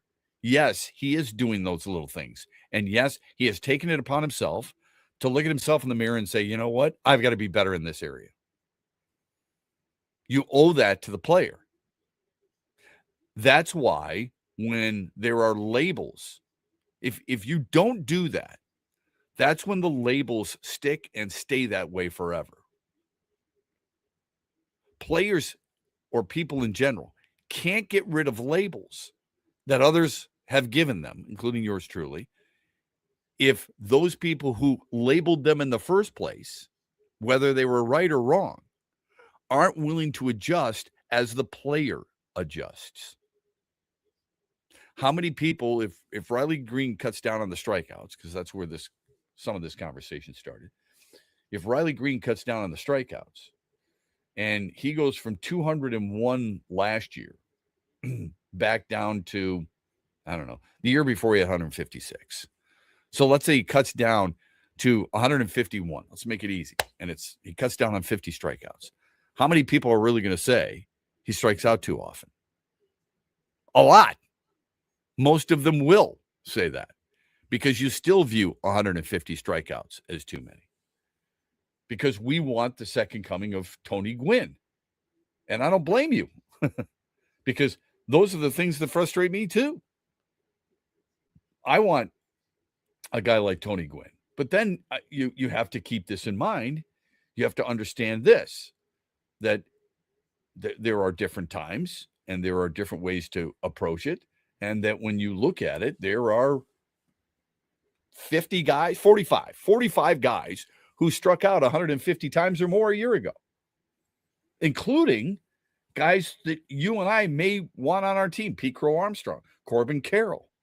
You know how I feel about Wyatt Langford, who I think is going to have a breakout season. Those guys we consider to be really high-end players. Jarren Duran, over 150 times. Matt Olson, over 150 times. Mike Trout, Cal Raleigh, right? Kyle Schwarber, Eugenio Suarez, all these guys. More than 150 times. If he cuts down and slices 50 punch-outs for the season, he's still going to be labeled that he strikes out too often. You've got to be willing to adjust.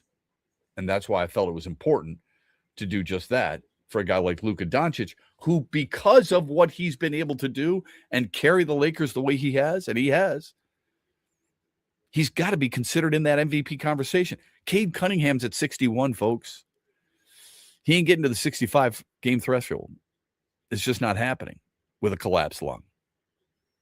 Our phone number on the Wire hotline, 866-838-4843. You can text us, Sports Radio 21,000. We're back with the final hour. This hour has been brought to you by Meyer. You've worked hard for decades saving in pre-tax retirement plans like 401ks and IRAs, saving on taxes now. But as your retirement now approaches, you're going to get taxed at rates you have no control over. Hi, I'm Mitch Lyons, founder of Mitch Lyons Wealth. Your 401k balance isn't worth what your statement says. You could lose thousands of dollars to taxes, and those distributions can impact other areas of your retirement like Social Security and Medicare. Could a Roth IRA conversion be of help to you? You've probably heard of Roth conversions, but it can be confusing. Should you convert all at once or over time? Where should you pay the taxes from?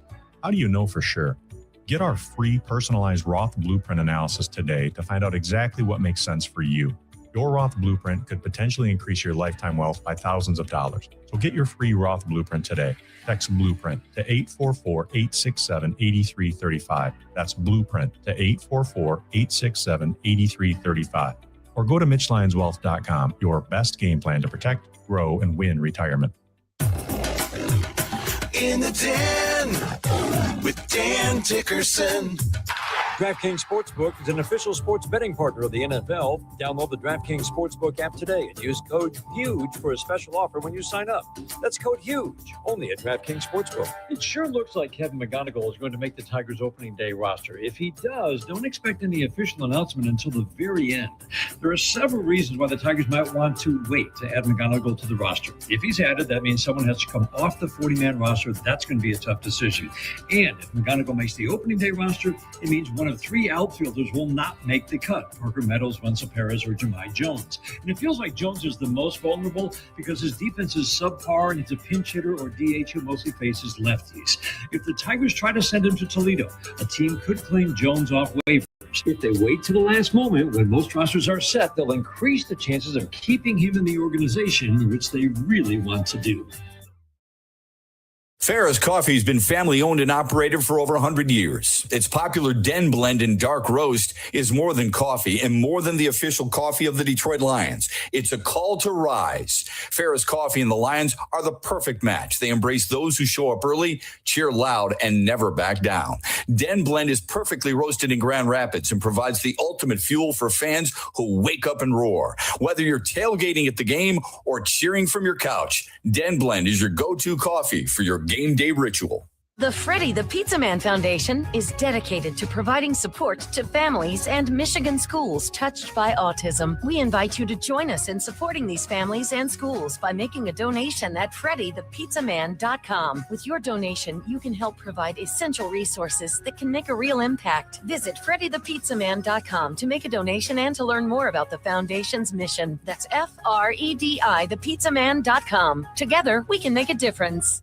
Make sure you listen weekly to our Moving Ferris Forward interviews with Ferris President Bill Pink and other leaders who are moving Ferris forward. Find out more about Big Rapids and Ferris and what they have to offer at ferris.edu.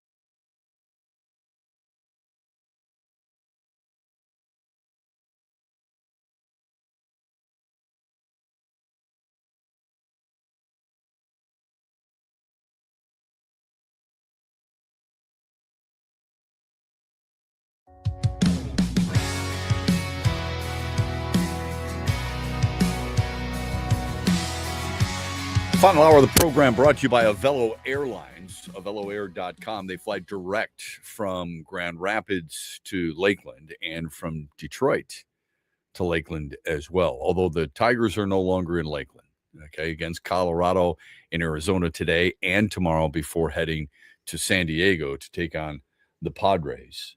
In case you missed it, just a quick recap of the headlines. Pistons are going to play at home against the LA Lakers tonight. Detroit 51 knockouts. LA's won 9 in a row. They're in third place in the West. Red Wings off until tomorrow when they welcome Ottawa. Just a reminder, they're a point back of the final wild card spot now because the Islanders were 1-0 winners over Columbus last night. All right? He is Sorokin with his 7th shutout. That leads all NHL goaltenders this year. Speaking of hockey, Michigan's the number 1 seed. They're the number 1 overall, but they are a 1 seed in the NCAA hockey tournament. They're going to play Friday in Albany against Atlantic Hockey Conference champion Bentley. Meanwhile, and they are Michigan's the number 1 scoring team in the country. Meanwhile, MSU's a 1 seed. They're the 3rd number 1 overall seed. They're going to play UConn Thursday afternoon in Worcester, Mass. No team in this tournament has more draft picks than the Spartans, 15. No team in this tournament has more first-round picks than the Spartans, 4. And Trey Augustine is a 3-time Richter Award semifinalist, all right? So they take on the Huskies, who were runners-up in the East Coast Hockey Conference. Western Michigan is the defending national champion. The Broncos are the 1 seed in Loveland, Colorado, all right? They're the number 4 overall seed, the 4th of the 1s, but they are a 1 seed, and they're going to take on Minnesota State to start defense of that national title. The national title game, by the way, will be April 11th in Las Vegas. You talk about a city that knows how to go and get big events. It is Las Vegas. Matt Fitzpatrick birdies 18. He wins the Valspar Championships, which the coolest thing about that is their tee boxes have paint cans at each end. Here's the Mitch Lineswell poll question. Which is the biggest surprise to reach the Sweet 16? Is it Iowa, 9 seed, Texas, an 11 seed, St. John's is a 5, or Nebraska is a 4? Nebraska had never won, never won an NCAA tournament game. Now they're into the Sweet 16. That is awesome. Vote as often as you want. At XB Mornings, we give you the results in the 8 o'clock hour tomorrow. At XB Mornings, I've retweeted it, so vote as often as you want. It's only, according to social media and college basketball insiders, like on ESPN, 2nd time in NCAA tournament history where the Sweet 16 is made up entirely of teams from major conferences. 6 in the Big Ten, 4 in the SEC, 3 in the Big 12, 2 in the Big East, 1 in the ACC. Just the 2nd time ever. So pretty interesting. Big Ten's been good. They got 9 bids. 6 teams are still alive. SEC had 10 bids. They have 4 teams still alive. The ACC had 8 teams. They have 1 team still alive, Duke. The Big East, 2 out of 3, St. John's and UConn. And the Big 12, 3 out of 8. So there you go. Vote as often as you want. At XB Mornings, we give you the results in the 8 o'clock hour tomorrow. We were just talking a little bit baseball based on the CBSSports.com website top 100 players, which again is not always it's so subjective. It's not easy to sit there and say, well, that's why this guy's better than this guy. You could do that throughout the entire 100 list of names. But it does open up a conversation about young players in Major League Baseball. And in case you don't know, the way it works is you get a player for 6 years of control. Once you've heard the phrase, when you don't want to start their clock too early. Here's what that means, okay? Once you hit the major leagues, your clock starts ticking. A player needs to spend 172 days in the major leagues for that to be considered a season. MLB's season is less than 190 days. So if a guy makes your team out of spring training and stays with your team for a while, the chances of him reaching free agency quicker are better, right? Right on. There are 4 players, I believe, all shortstops. 4 shortstops, let's put it that way, not just players. But there are 4 shortstops who are considered the next wave of great players, great at that position. Connor Griffin, Pittsburgh. Kevin McGonigal, Detroit. J.J. Weatherholt, St. Louis. And Colt Emerson, Seattle. Those are the 4 guys at shortstop who are expected to elevate their teams next. If you believe, like I do, and many people do, that the strength of a baseball team is up the middle, look at the past great champions. They are strong up the middle. I know. They're probably strong in pitching too, but especially up the middle. And anytime you talk about the Tigers, you have to turn the clock back, 42 years. But where was their strength? It was up the middle.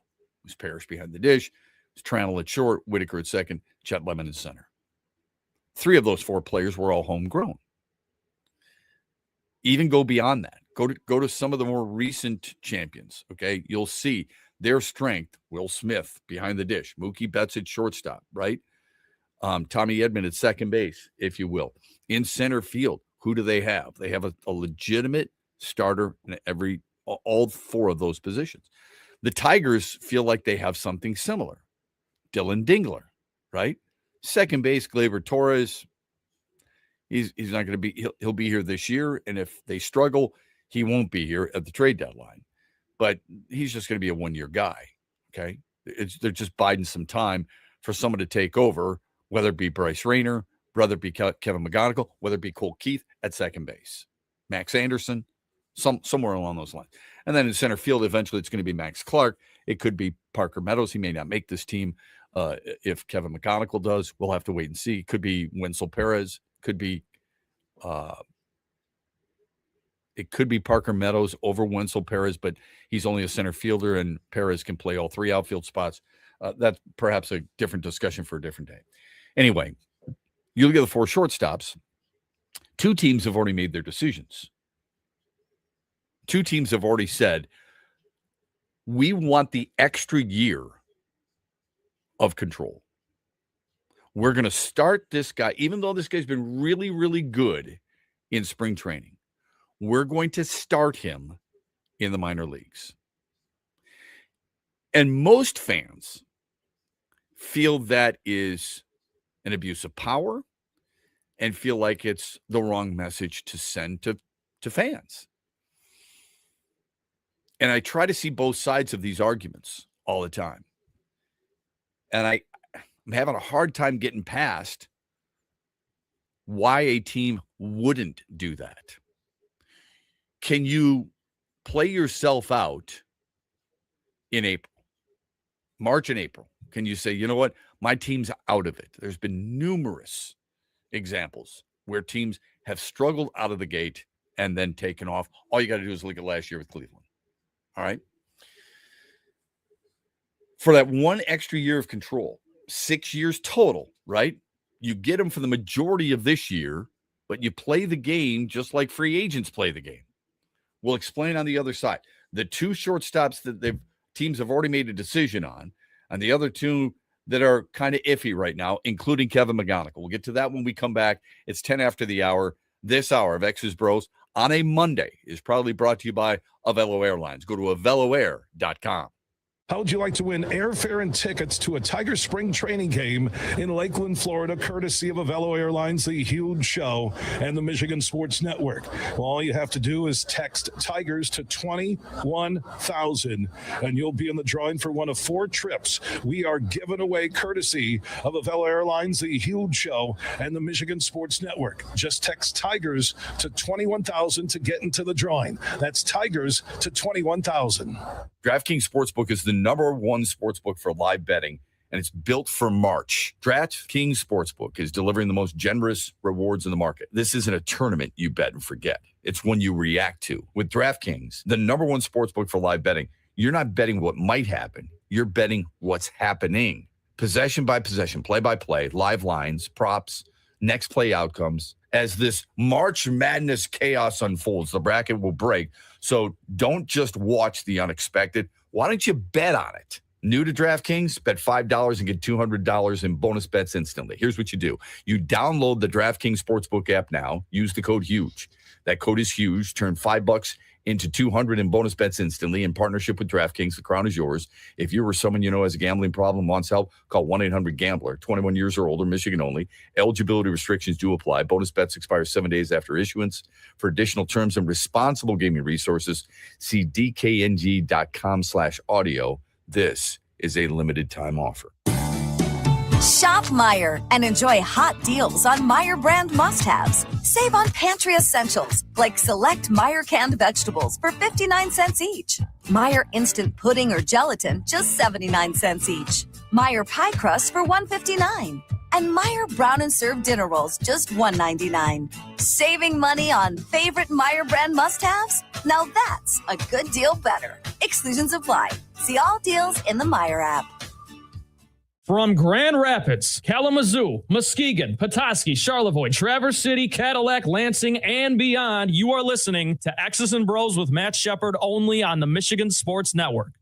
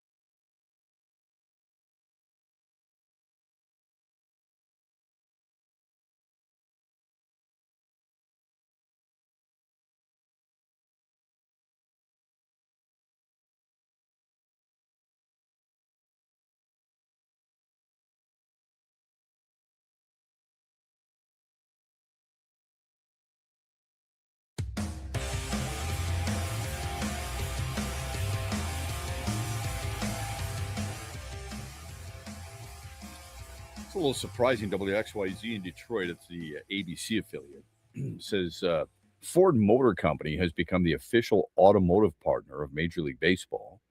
Two companies announced this morning, a few days before opening day. The partnership includes grant funding for little leagues in Metro Detroit, which is, kind of cool and good for them. Speaking of baseball, as we were saying just before the break, talking about some of the shortstops that are fast rising, all right? The up-and-comers, Connor Griffin, Pittsburgh Pirates, Kevin McGonigal, Detroit Tigers, J.J. Weatherholt, St. Louis Cardinals, and Colt Emerson, Seattle Mariners. Two of those players, despite having very strong spring trainings, have been sent to AAA, okay? All four of those, you could call them potential stars at shortstop. All four of them, top 10 prospects in all of baseball, all right? The Pirates and Mariners have already made their decisions. Connor Griffin, despite having a very strong spring, was sent to AAA. Colt Emerson, Seattle, already sent to AAA. The pros for sending certain players down outweigh the cons. Okay? The largest reason you do that is to secure an extra year of control. And I know we hate that term, control, because no employee wants to be controlled. All right. But to have a player miss 3 weeks at March or April, where it can be a little challenging for them to start anyways, because it's going to be cold no matter what. Doesn't matter how much they struggle down in the minor leagues. You saw what they were able to do against major league teams. You know that they're going to be able to perform. Have them miss 3 weeks so you can have them for an extra full year makes a ton of sense. Now, I have said this time and time again. I have said that the way Kevin McGonigal has played, okay, for the Tigers this spring, he has forced their hand.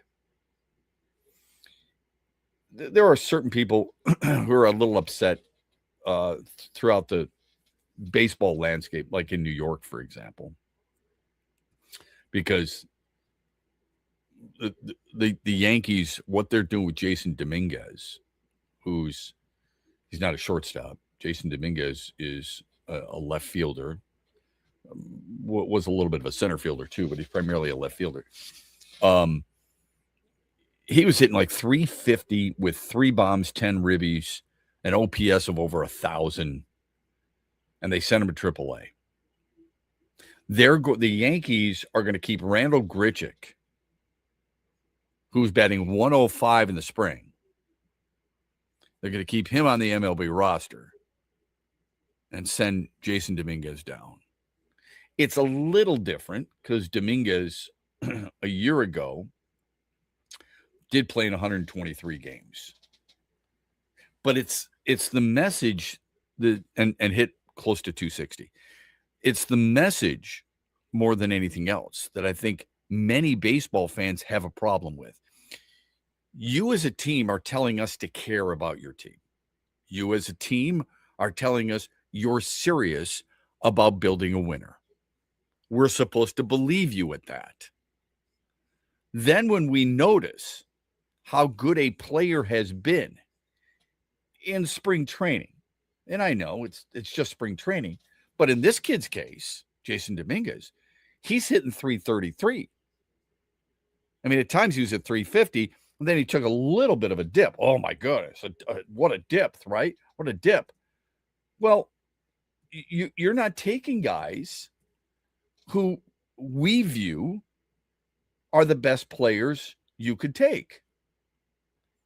It's a little bit of sarcasm there, obviously. But when you look at it and you see what certain teams have to do and what certain teams are now doing, you're probably thinking to yourself, and for good reason, do they care about me or this season at all? Kevin McGonigal, let's just keep it localized, all right? What he's done in spring training so far, it started out incredible. And I said at the time, he's not going to keep hitting over. He's not hitting over 400 for the spring. That's just not going to happen. What has recently happened? Well, he's taken a major dip. He's at 250 according to Baseball Reference. This spring training, he's at 250. Couple of homers, 6 RBIs. All right. He's got 8 punch outs, but he's got 11 walks. His on-base percentage is .423. His on-base plus slugging, .923. It's not over 1,000 like it was for an extended period of time and most of the spring, but it's still pretty damn good. All right. Should he really be a guy you take north when you know damn well you're going to get an opportunity to keep him under team control if you can be patient enough to wait at the end of April?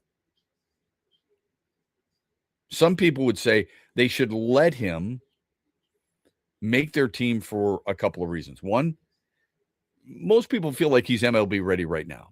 Defensively, whether at shortstop or third base, his eye at the plate, even his manager, A.J. Hinch, has said as much about him. Okay? So he's MLB ready right now. Forget the numbers for a moment. Just look at how he's played. That's number one. Number two, if he happens to go out and win Rookie of the Year, we don't know that. That's a tough one to do. But if he goes out and wins Rookie of the Year, they get a first-round comp pick by allowing him to make the team out of spring training. That's the deal with it. Okay? So it's important to keep that in mind. Now, I'll go back to Connor Griffin. Forget the comparisons for a moment, all right? But if you need 172 days on the active roster, and the season, as I mentioned, was under 190, I think it's at 187. I think the season's 187 days long. So if the team delays a debut of a player by roughly, as I mentioned, 3 weeks, 20 days or so, you get him for a full year. So instead of having him under control for 6 years before free agency, really it ends up being 7 years. Is that not something long-term wise, isn't that something that you think is better for you as a fan and for the organization as a whole? Give me a 3-week reprieve. Let him go down to Toledo. Let him continue with the confidence, and then bring him back. When he leaves, you bring him into your office, close the door, and say, listen, here's what we're going to do. We're going to start your AAA. You will be here shortly. I predicted a year ago, I said, I thought it might be June. It sure looks like it's going to be sooner than that. But don't be surprised. Don't be surprised. And don't be angry if they choose to send him to Toledo for that reason and that reason alone. You want to keep him as long as you can. You get him for 7 instead of 6 if you can be patient enough for 3 weeks. Phone number on the Meyer hotline, 866-838-4843. The text line, Sports Radio, 21,000. This hour of our program on a Monday morning, brought to you by Avello Airlines, AvelloAir.com. Van Andel Institute Purple Community is a grassroots fundraising network powered by the dedicated volunteers who support VAI's mission to improve human health now and in the future. When you raise funds through the Van Andel Institute Purple Community, 100% of the proceeds go directly to the Institute's research into diseases like cancer and Parkinson's, as well as VAI's science education programs. Learn how you can get involved at purplecommunity.org. The Freddie the Pizza Man Foundation is dedicated to providing support to families and Michigan schools touched by autism. We invite you to join us in supporting these families and schools by making a donation at freddythepizzaman.com. With your donation, you can help provide essential resources that can make a real impact. Visit freddythepizzaman.com to make a donation and to learn more about the foundation's mission. That's FREDI thepizzaman.com. Together, we can make a difference. Shop Meijer and enjoy hot deals on Meijer brand must-haves. Save on pantry essentials like select Meijer canned vegetables for 59 cents each. Meijer instant pudding or gelatin, just 79 cents each. Meijer pie crust for $1.59. And Meijer brown and served dinner rolls, just $1.99. Saving money on favorite Meijer brand must-haves? Now that's a good deal better. Exclusions apply. See all deals in the Meijer app. Thanks for tuning in to X's and Bros with Matt Shepard, only on the Michigan Sports Network. Huge here for Josh Garvey and his team at Dorn Mayhew, West Michigan. Now, they continue to grow. They got their worldwide headquarters in Troy, Michigan, on the east side of the state. They are worldwide. They are the leaders when it comes to accounting, CPA, and business needs. Simple and easy. Just Google Dorn Mayhew. And also, Josh Garvey joins me every Tuesday as we talk hoops with former Michigan and Cleveland Cavaliers head coach John Beilein. Tuesdays, 5 p.m., Josh Garvey, Coach Beilein, and myself, we talk Michigan, Michigan State, and the Pistons. Talking hoops happens all the way through the NBA Finals. And could you imagine if the Pistons are in the NBA Finals? If you ever have a hoops question for us, you can drop it at Huge Show on Twitter, The Huge Show on Facebook, and Talking Hoops every Tuesday at 5 p.m. presented by one of the world's top accounting, CPA, and business firms, Dorn Mayhew.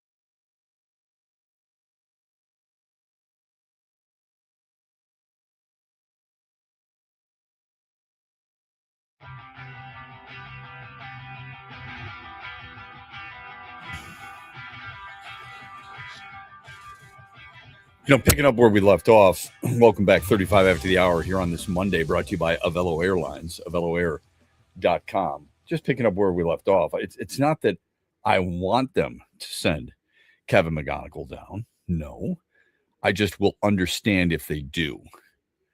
If they send him down for 3 weeks, if you and I both look at it this way, if he's going to be as impactful and as good as we think he is for an extended period of time, and he sure has the makeup of that. Doesn't mean he's going to, but he sure has the makeup of that. He has the beginnings of that. Then how come I can't wait 3 weeks? Do we think they can lose the division in a 3-week span? Is their secondary choice at third base or shortstop so bad that you have to pave way for a 20-year-old no matter what? That's at least how I look at it. As a fan, I want to see him. I want to see him play shortstop or third base. I mean, if you want to put Baez at short, the kid seems to be just fine at third base as well. I think he's done enough to make this team, and therein lies part of the issue. If you feel like somebody has done enough and you worry about how the room might feel about it, then you got to take a second look at this. But most of the guys in that room, it's not like there's a bunch of inexperienced players. Outside of Dylan Dingler, how many guys in that, like everybody talks about age, right? The age of the Pistons, for example. Look at the age/experience of the Tigers. Riley Green's been around a while, hasn't he? Matt Vierling's been around a while. Kerry Carpenter's been around a while. Spencer Torkelson's been around a while. Gleyber Torres, Javier Baez, Zach McKinstry, now Colt Keith. Outside of Keith, perhaps, and Dingler, I would say Dingler more than Keith. It's a team that's got plenty of experience under its belt, both regular season and playoffs. DraftKings Sportsbook, #1 sportsbook live betting, built for March. DraftKings Sportsbook is delivering the most generous rewards in the market. This isn't a tournament you bet and forget. It's when you react to, right? We've reacted to it all morning long. With DraftKings, the #1 sportsbook for live betting, you're not betting what might happen. You're betting what's happening, actually there and now, possession by possession, play by play, live lines, props, next play outcomes. As the chaos unfolds, the bracket will break. Don't just watch the unexpected. Bet on the unexpected. If you're new to DraftKings, bet just $5, get $200 in bonus bets instantly. Download the DraftKings Sportsbook app now. Use the code HUGE. That code is HUGE to turn $5 into $200 in bonus bets instantly. In partnership with DraftKings, the crown is yours. If you or someone you know has a gambling problem and wants help, call 1-800-GAMBLER. 21 years or older, Michigan only. Eligibility and restrictions do apply. Bonus bets expire 7 days after issuance. If for additional terms and responsible gaming resources, they want you to go see dkng.com/audio. And this, of course, is a limited time offer. Enjoy March Madness. So love your thoughts on that regarding Kevin McGonigal and what's expected. This was unexpected. I saw this the other day and I was really surprised. I don't know how many people would expect this, and I don't know how much it really matters to people, because I think in the end, I think you want wins, right? That's the be-all, end-all. Winning cures everything. There's that old cliche, but it's so damn true.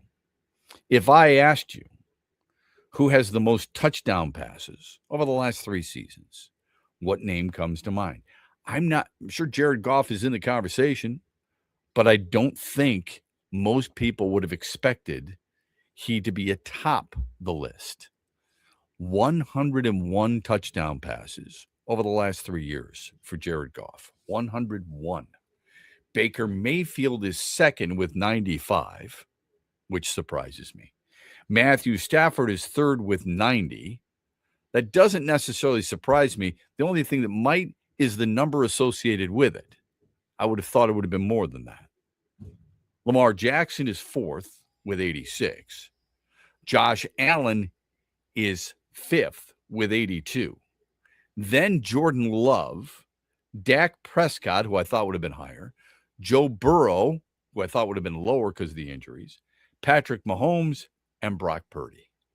There you go. That's 2, 4, 6, 8, 10. There's your top 10 over the last 3 seasons, the quarterbacks that have thrown the most. Okay? Now, and let's face it, I mean, Lamar Jackson has had some injury-riddled seasons, right?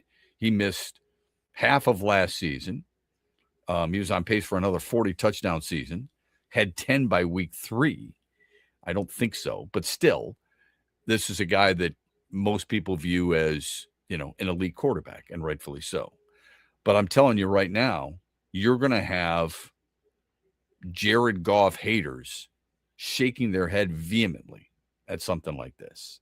And I get it, all right, because it is about wins and it's about performing in certain games.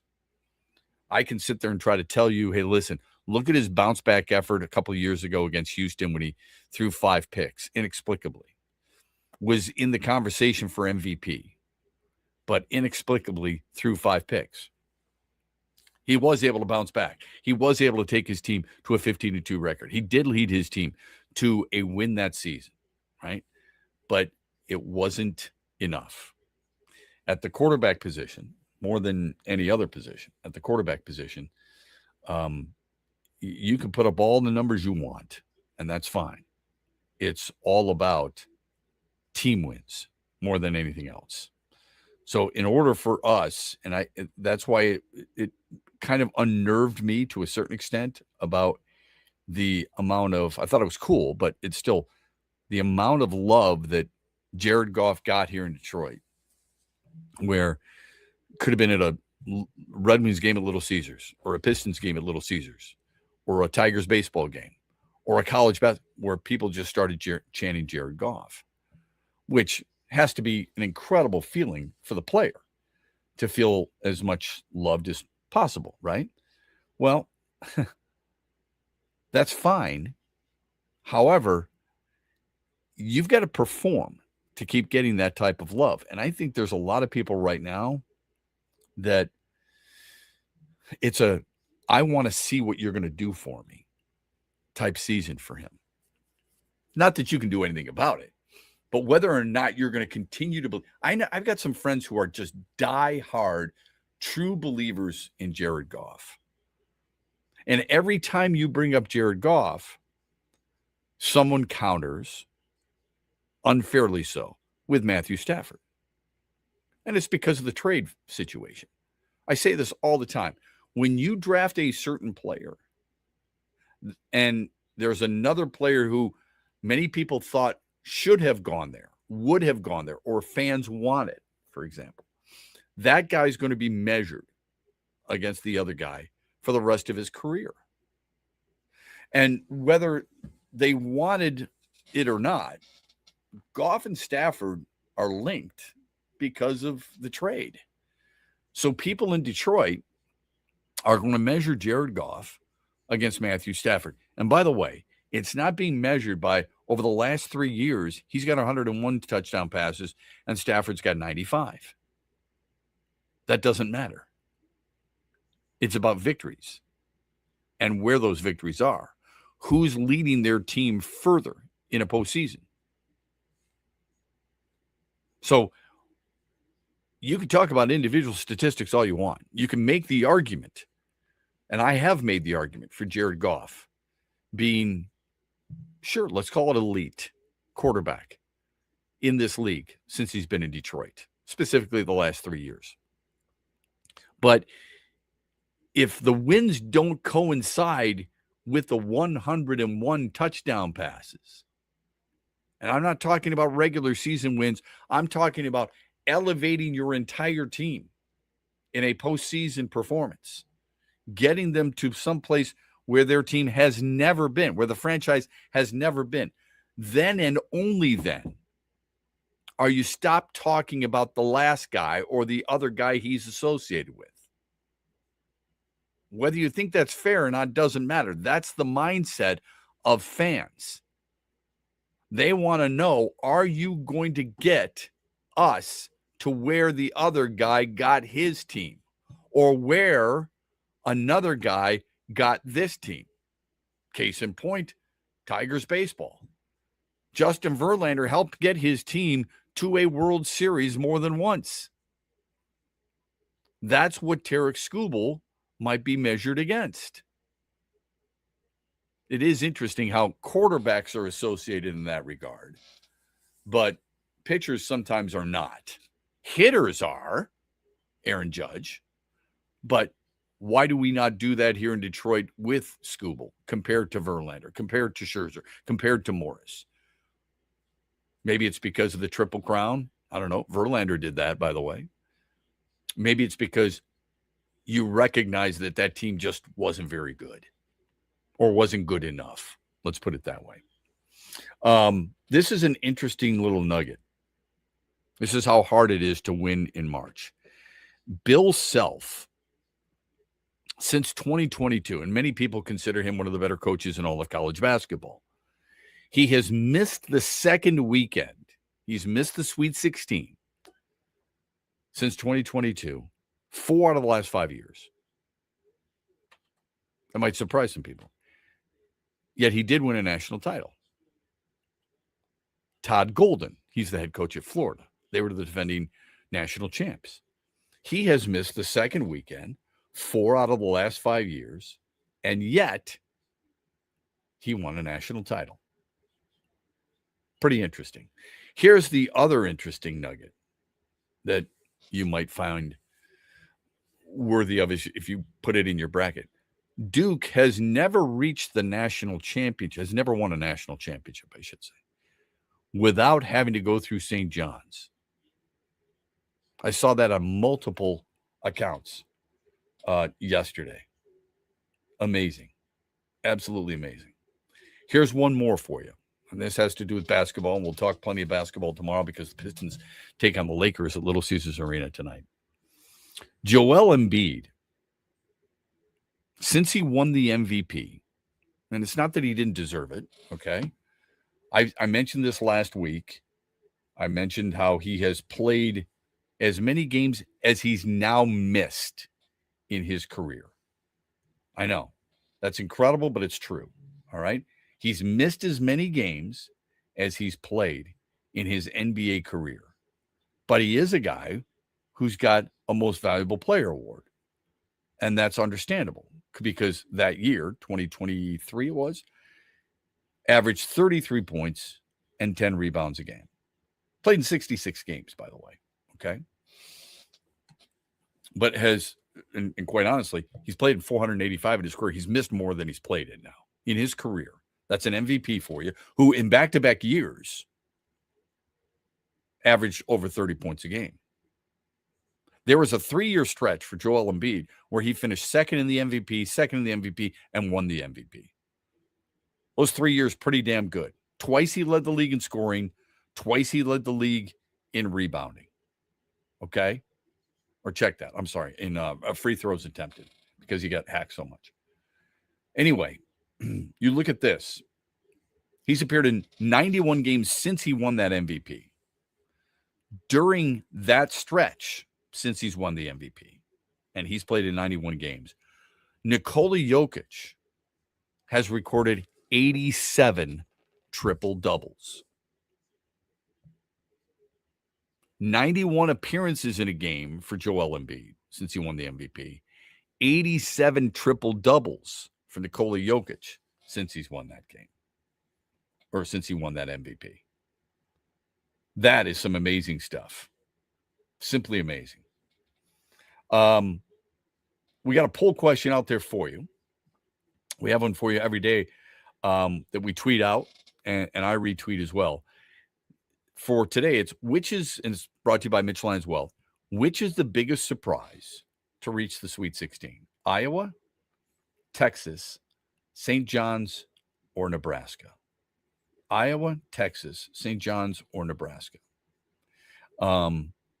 The interesting thing here is Houston's been dominant. I would say Iowa's the biggest surprise. I don't know if the Iowa-Florida game was the best game, but it was pretty damn good. Texas as an 11 seed has been kind of the dark horse to a certain extent, the biggest upset, because they had a play-in game, if you recall. So they had to play 3 games in a matter of Thursday, or they played Wednesday, in a matter of just 5 days. And then when you see what happened for St. John's yesterday, it might have been the biggest and most impressive moment in their win over Kansas, especially since that kid failed to score the entire game. He'd only made 1 field goal, and it was as time wound down. It was a game-winning shot. Those are the moments that make many people, and you see Iowa upset Florida, and you see Texas go on this type of run. And you've got a storyline, as Mitch Lyons told us in Mondays with Mitch at 718, the storyline of Nebraska.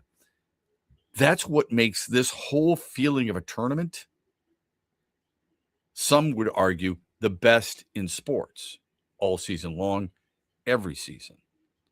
You just don't know what's happening. Who would have thought Kentucky with a $22 million payroll? I know that's weird to say, but it's so true. That's what they have. They have a $22 million payroll. Nobody has a higher payroll than the University of Kentucky, and they're out. Mark Pope might be out as head coach, but they spent a lot of money bringing in guys, and those guys have not performed, nor has that team performed. It's what makes this tournament so special. The moments, one play, St. John's. The teams, Iowa upsetting Florida. The history, or lack thereof, that is now being built. Nebraska never won an NCAA tournament game, and now they've won 2. And the sheer joy that makes us all forget at one point that these guys are now getting paid. We think back to 1985, for example, and those types of moments for Villanova. And never would have envisioned players getting paid. Now they get paid. We complain about a regular season. When the tournament comes and you get moments like this, it all goes away. Really good stuff. Thanks for some time on this Monday. We appreciate it as always.